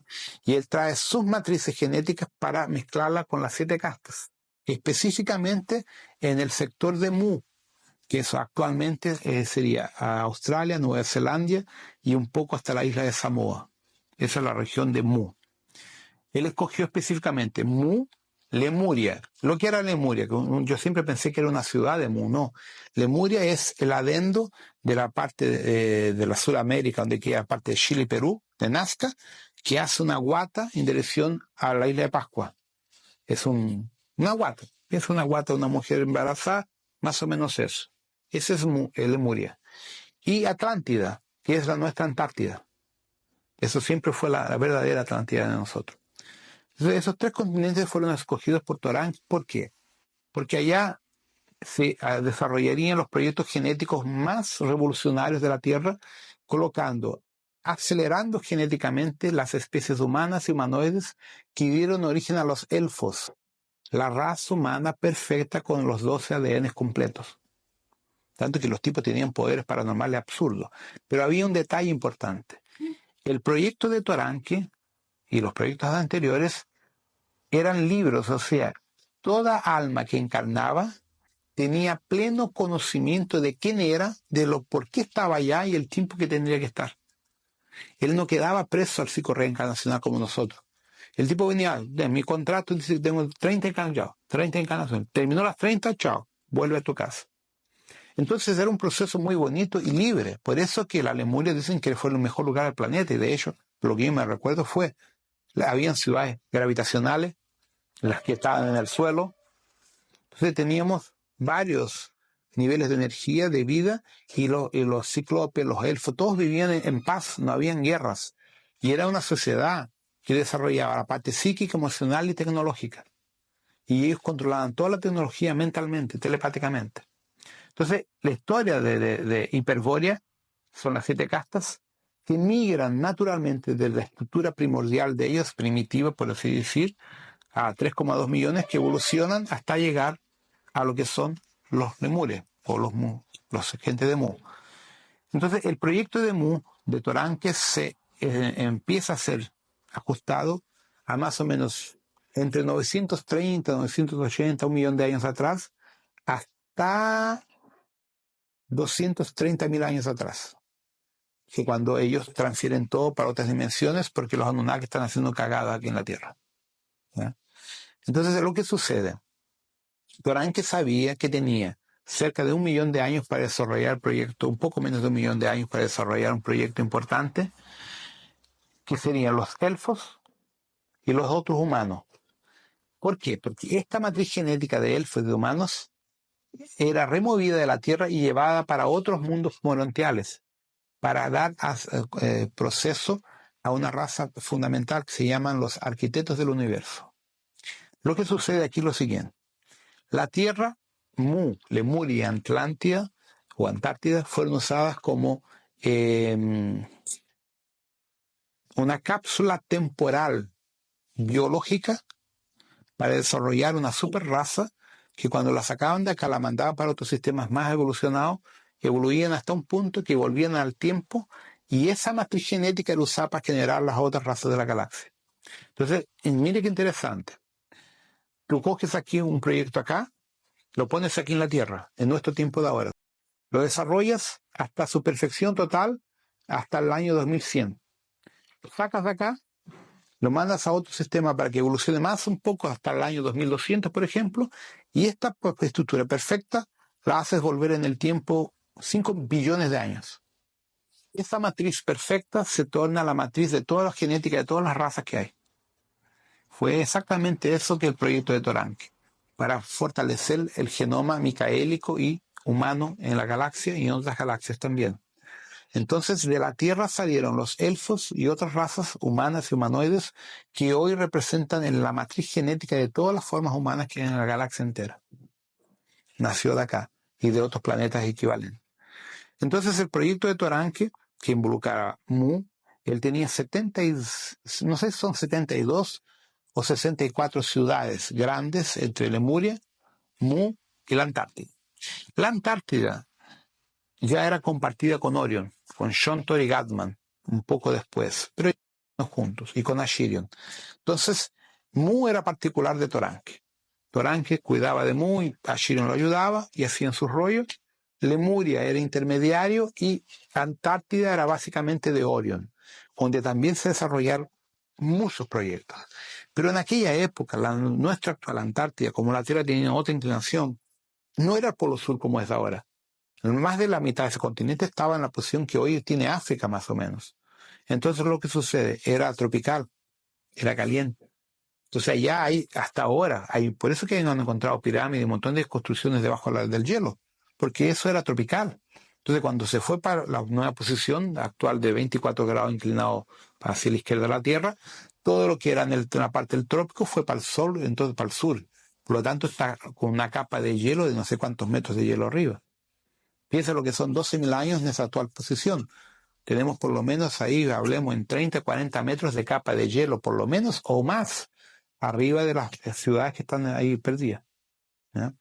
Entonces, Orion, Orion, Antares, Procyon y Arcturianos plantaron mucha cosa en lo actual Antártida, en lo que era llamado el continente perdido de la Atlántida. ¿Ya? Toranque, Ashirion, Mu, Lemuria. Todo ese grupo de proyectos llegó al tope a 268.000 años atrás, cuando el 80% de la población humanoide y de los elfos ascendió a un nivel superior. La gran parte de esa raza la fue transferida por el sistema de Géminis en la estrella de Castor y Pollux, que queda a poco más de 20 años luz de aquí o menos. ¿Ya? Y están ahí hasta ahora. Y el resto quedó acá, a nivel físico. En lo que quedó, que era positivo, fue transferido a una quinta dimensión. Y la otra parte se convirtió en los mundos interterrenales como Telos, Mixtlan, Erquis, Aurora y otros que hay que no me acuerdo el nombre. Principalmente en la capa de Sudamérica. ¿Ya? Y hay los que se escondieron a nivel interterreno para el lado de Asia, China, Rusia y Japón en la época. ¿Ya?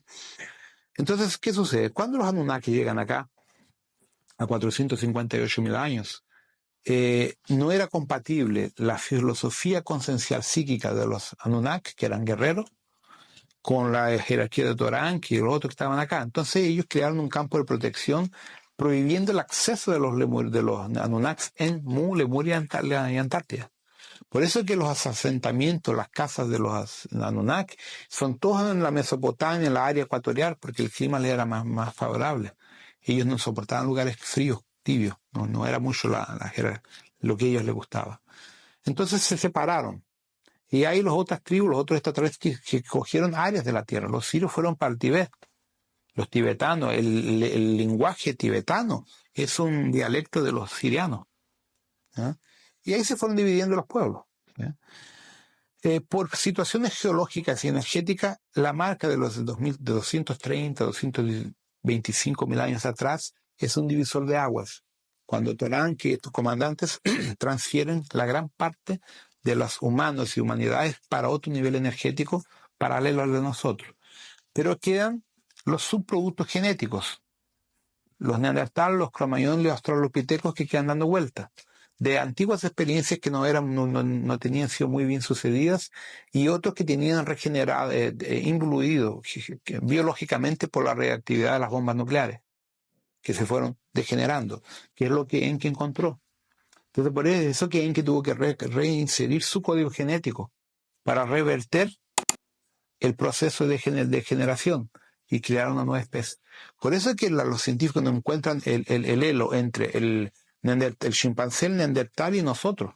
Hay un hoyo que no hay explicación, porque justamente esa especie fue exterminada a medida que nosotros fuimos desarrollados, ¿ya?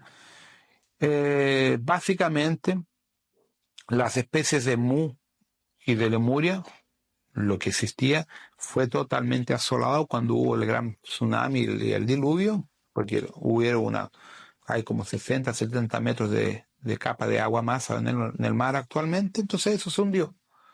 Y quedó en nuestra memoria subconsciente la historia de Mu y de Atlántida, ¿ya? Y actualmente los primeros a encontrar toda esa historia fue el cuarto Reich, el tercer Reich, cuando fueron a la Antártida y descubrieron cavernas y ciudades allá perdidas.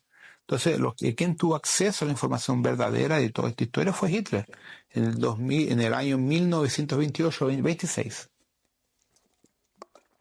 Hay documentos que muestran que los alemanes reservaron como propiedad de ellos 650 millones de kilómetros cuadrados en la Antártida, como propiedad germánica del nuevo imperio alemán, lo que sea.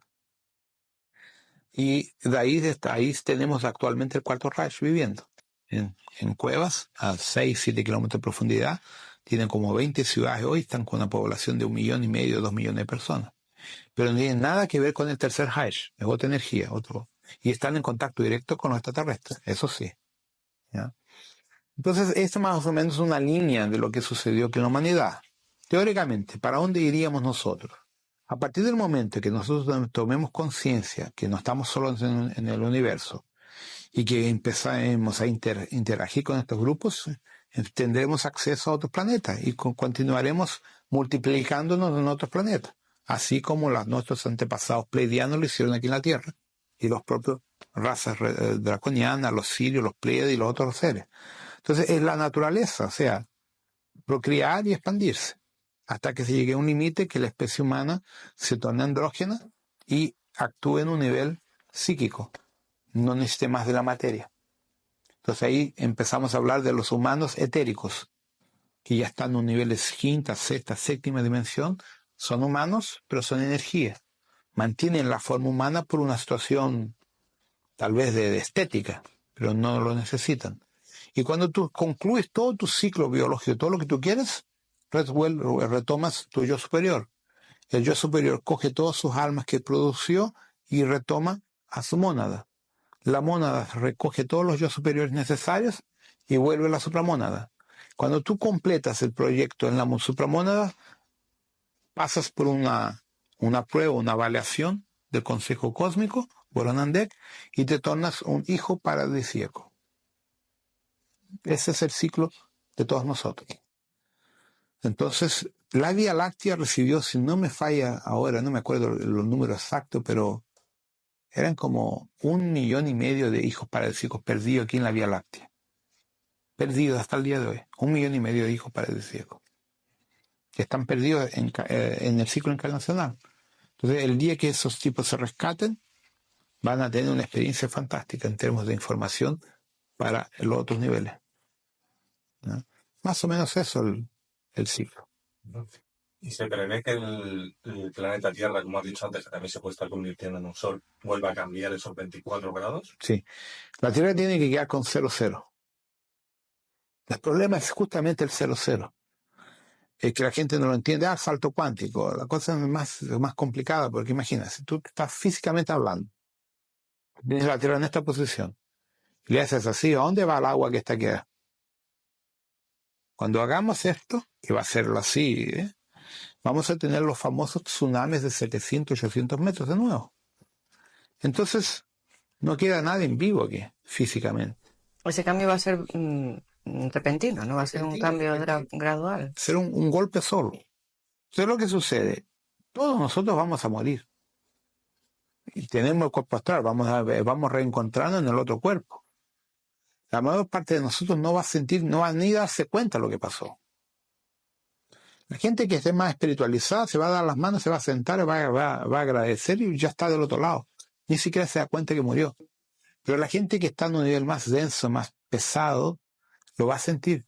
Porque va a tener el miedo, el mundo se va a acabar, no sé qué. Y esas personas van a ser los que van a sufrir. ¿Quién está en un nivel más etérico?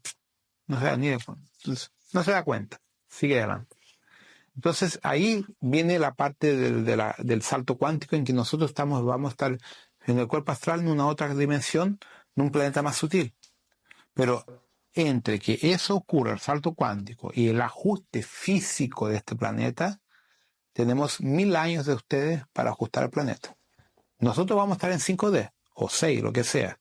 Pero el planeta no, el planeta va a estar en 3D, después de, imagínate, cambiar el eje.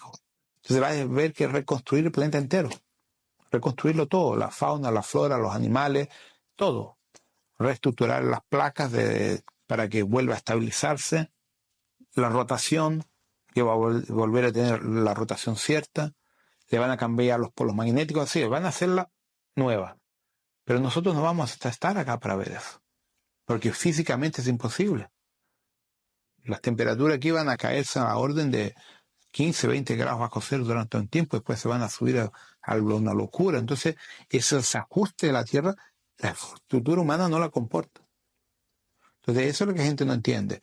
Todos piensan, qué maravilla va a estar vivir en 5D. Sí, pero para estar en 5D tú tienes que morir.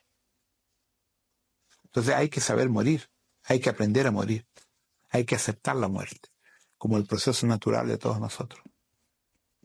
Sí. Yo cuando hablamos de esta temática con Luis siempre le digo, a ver si ha de haber una catástrofe de esta magnitud, está todo el mundo preparándose las mochilas de supervivencia, y yo digo, a mí que me pille de las primeras, o sea, yo de las primeras, porque así, oye, cuanto antes me vaya, antes estoy, y menos pataleo aquí, porque tú sabes, el que quede para el final lo que va a pasar, o sea, que puede ser terrorífico. Aventura digna de Rambo, ¿no? Pero... Yo prefiero no ser, no soy tan aventurera yo, mira. Pregúntale a Rodrigo por el término que tú tienes de prehumanos. Ah, mira, pero monos. Bueno, yo como tengo mis incursiones nocturnas estas con las fuentes de información que no sé, que me preguntan ¿quién te habla? No lo sé. Yo tengo información que me llega y diálogo por las noches. Uno de los últimos diálogos que he tenido que me hizo mucha gracia y yo no había oído el término jamás, después me he informado y resulta que existe, es que me decían, es que vosotros os creéis que sois seres humanos y no sois humanos, sois humonos. ¿Sí? Y yo me quedé así que me desperté con una carcajada incluso porque me hizo gracia y ahí me desperté, ¿no? O sea, lo único que recuerdo de toda la conversación es la frase final. Me suele pasar, por lo que decías antes. Y entonces estuve buscando y me di cuenta en días posteriores me di cuenta de que existía el término. ¿Sí? Pero no es exactamente la lectura que se le da, no es exactamente lo que yo entiendo o lo que me explicaban, ¿no? Que es una ligera diferencia. Entonces me gustaría que tú... Es así. Los verdaderos humanos son las razas originales estelares, de Toliman, de Aldebarán, de Vega, de Pleiades, de Sirius, que son humanos en el concepto de la palabra total, que han evolucionado, que respetan la vida, que respetan el próximo, que están en un nivel de dimensión superior. Nosotros, como somos primitivos, somos considerados humonos, o sea, entre humanos y monos, chimpancé. Sí. Entonces, ¿qué pasa? Estamos queriendo salir de la estructura animalesca, pero todavía no lo salimos porque todavía no sabemos respetarnos a nosotros propios, ¿ya? Entonces ellos utilizan ese concepto, los extraterrestres, cuando hablan con nosotros porque nos tienen en verdad mucha lástima. Porque ellos saben que muchos de ellos han encarnado entre nosotros para ayudarnos a entender y a evolucionar, que son los famosos avatares, ¿ya? Entonces cada maestro, por tipo uno Yogananda, es un maestro. Era un extraterrestre que encarnaba en una forma, un mono terrestre, para mostrar un camino y para dar una luz en el túnel. Mira, es por aquí. Entonces, eso es el trabajo de ellos. Por eso es que la Operación Rescate, a principio, se dedica a esos seres que son los comandantes, los avatares, lo que sea. Entonces, la expresión es justamente esa. Lo que yo a veces lo comento, pero la gente se ofende. Sí. Entonces ya no lo comento más. Tanto que yo antiguamente lo llamaba de terrícola a ustedes. Porque cuando yo estoy dando las charlas, acopla mi verdadera conciencia. Yo dejo de ser Rodrigo Romo y acopla mi energía verdadera. Entonces, me comunico con ustedes como si ustedes fueran realmente humanos, terrícolas, y yo soy de fuera. Eso desaparece cuando yo vuelvo al nivel de conciencia humano terrícola, ¿ya? Y ahí yo paso a ser un mono igual como todos. Entonces, en el fondo es eso. Es una diferenciación que ellos hacen porque nosotros somos muy violentos, somos muy agresivos y el gran problema que tienen con nosotros es la agresividad que tenemos nosotros. Tanto que estoy en contacto con un chico en México, creo que es Javier. Juan, no me acuerdo el nombre, se me fue el nombre de él ahora. Y él hace trabajo de regresión por hipnosis y cogió un chico que fue abducido por un Z. Y está 3 horas y media de grabación en YouTube de una regresión hipnótica. Muy interesante. Entonces estábamos conversando porque hoy me comunico con él por móvil, por WhatsApp y por mail. Y le hice un programa, le grabé un programa solo para él, un programa mexicano. Estábamos conversando y él me dio el enlace del programa de él. Y en el programa muestra que el gris dice exactamente eso. El Z. No, era un gris, perdón. Que ellos tienen miedo de conversar con nosotros, que somos muy agresivos. Como ellos son físicamente débiles en relación a nosotros, ellos tienen miedo de nuestra agresión, entonces ellos nos paralizan. Igual que cuando nosotros va a trabajar con un animal del zoológico, le metemos inyecciones tranquilizantes para que no nos ataque. Exactamente la misma cosa. Como somos una raza extremadamente agresiva, ¿ya? Entonces una gran parte de los extraterrestres tiene esa dificultad de comunicación con nosotros. Te voy a contar lo que le pasó a una alumna mía. Esto es una anécdota verdadera. Es una señora gaúcha del sur de Brasil, unos 75 años, que no tiene hijos, ya quiere irse, ¿no? Entonces, yo un día le hice una broma, dije, nada, que donde ella vive en una parcela hay muchos discos voladores, muchos, y ella tiene una hacienda enorme. Entonces le dije, mira, haz lo siguiente, un día que veas un disco, síguelo y dile que eres mi amiga, que te consigo un lugarcito para irte. Pero se lo dije bromeando. Entonces, el año 2013, final de octubre, algo así, no me acuerdo si fue el final de 2012 o 2013, algo así, ¿ya? Ella tiene un chofer que ella no maneja y vieron un platillo grande, cogió el auto atrás del platillo y el platillo estacionó en su parcela, en su sitio, que tiene una hacienda muy grande. Y era de noche, entonces llegaron más o menos donde el disco tenía bajado y ellos fueron los dos, ella con 75 años y el chofer, locos por el disco, pero se le olvidó que cuando hay un disco hay gente dentro, ¿no? Esa parte no se acordaron. Y cuando llegan al disco, que está más o menos unos 3-4 metros de ellos, estacionado, flotaba, no estaba al suelo, vieron los 3 ocupantes que estaban cortando unos árboles, sacando el néctar de las plantas, sí, los árboles, ¿ya? Los 3 tipos eran muy simpáticos, pero eran humanos en formato, pero con piel de lagarto y ojos de gato, así, ¿no? Y el ojo color fuego, ¿no? Naranja, fuego, y de unos 3 metros y pico de altura. Entonces, ellos se sorprendieron porque ellos esperaban gente humana. O sea, yo creo que ni pensaron en extraterrestres, pensaron en la nave, pero se olvidó la otra parte. Y esta señora empezó a mentalmente a balbucear, yo soy amiga de Rodrigo, no sé qué, y él le respondía, no se preocupe, si conocemos a Rodrigo, la conocemos a usted, ¿no? No le vamos a hacer nada, nosotros somos jardineros espaciales. Y el chofer, que era militar, era policía, que estaba armado, ese tuvo un problema, que sé, los pantalones. Porque ella me contó, Rodrigo, era una energía tan amorosa, pero con aquella apariencia física, es difícil. Bueno, entonces, el policía pensó en usar el alma, ¿ya? No lo consiguió porque la energía de los tipos medio que lo paralizaron. Entonces ella me dijo, muy interesante, yo me sentía muy bien, con miedo, pero bien al mismo tiempo, pero tensa, porque yo vi un bicho, un lagarto, que me miraba con energía de amor, pero ¿cómo un lagarto tiene energía de amor? esa situación que para nosotros es medio extraña, ¿no? Bueno, se acabaron yendo y estos tipos la acompañaron hasta la casa psíquicamente y le llevaron a bajar en la nave, todo en el cuerpo astral. Y después tuvo varios otros encuentros con estos seres. Pero ahí sucede exactamente eso. Nuestro miedo hace con que rechacemos a estos seres. Y si uno está armado, tiene un pedazo de palo, una piedra, le va a dar en la cabeza al tipo.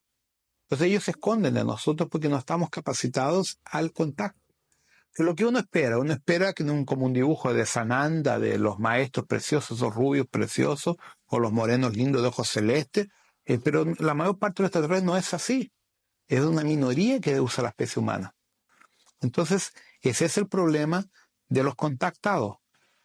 ¿Ya? Por eso es que casi todos los contactados lo paralizan.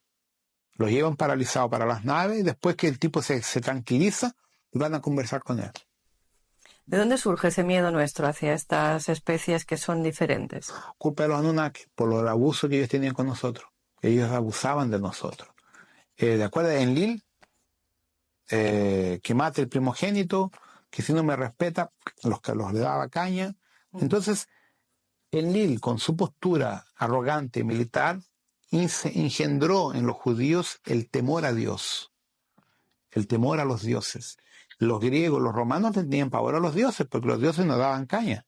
Zeus, Odín, Thor eran todos violentos. Entonces, ese miedo de nosotros viene de esa época en que los propios dioses se daban mal entre ellos, se guerreaban y nos cargaban a nosotros en sus guerras. Entonces, de ahí viene ese subconsciente. Que en realidad tales dioses no son No soy yo. entidades Claro. extraterrestres. Si lo que deseas es ampliar tu conocimiento sobre este tema, te invito a seguir en el canal y a ver el siguiente video.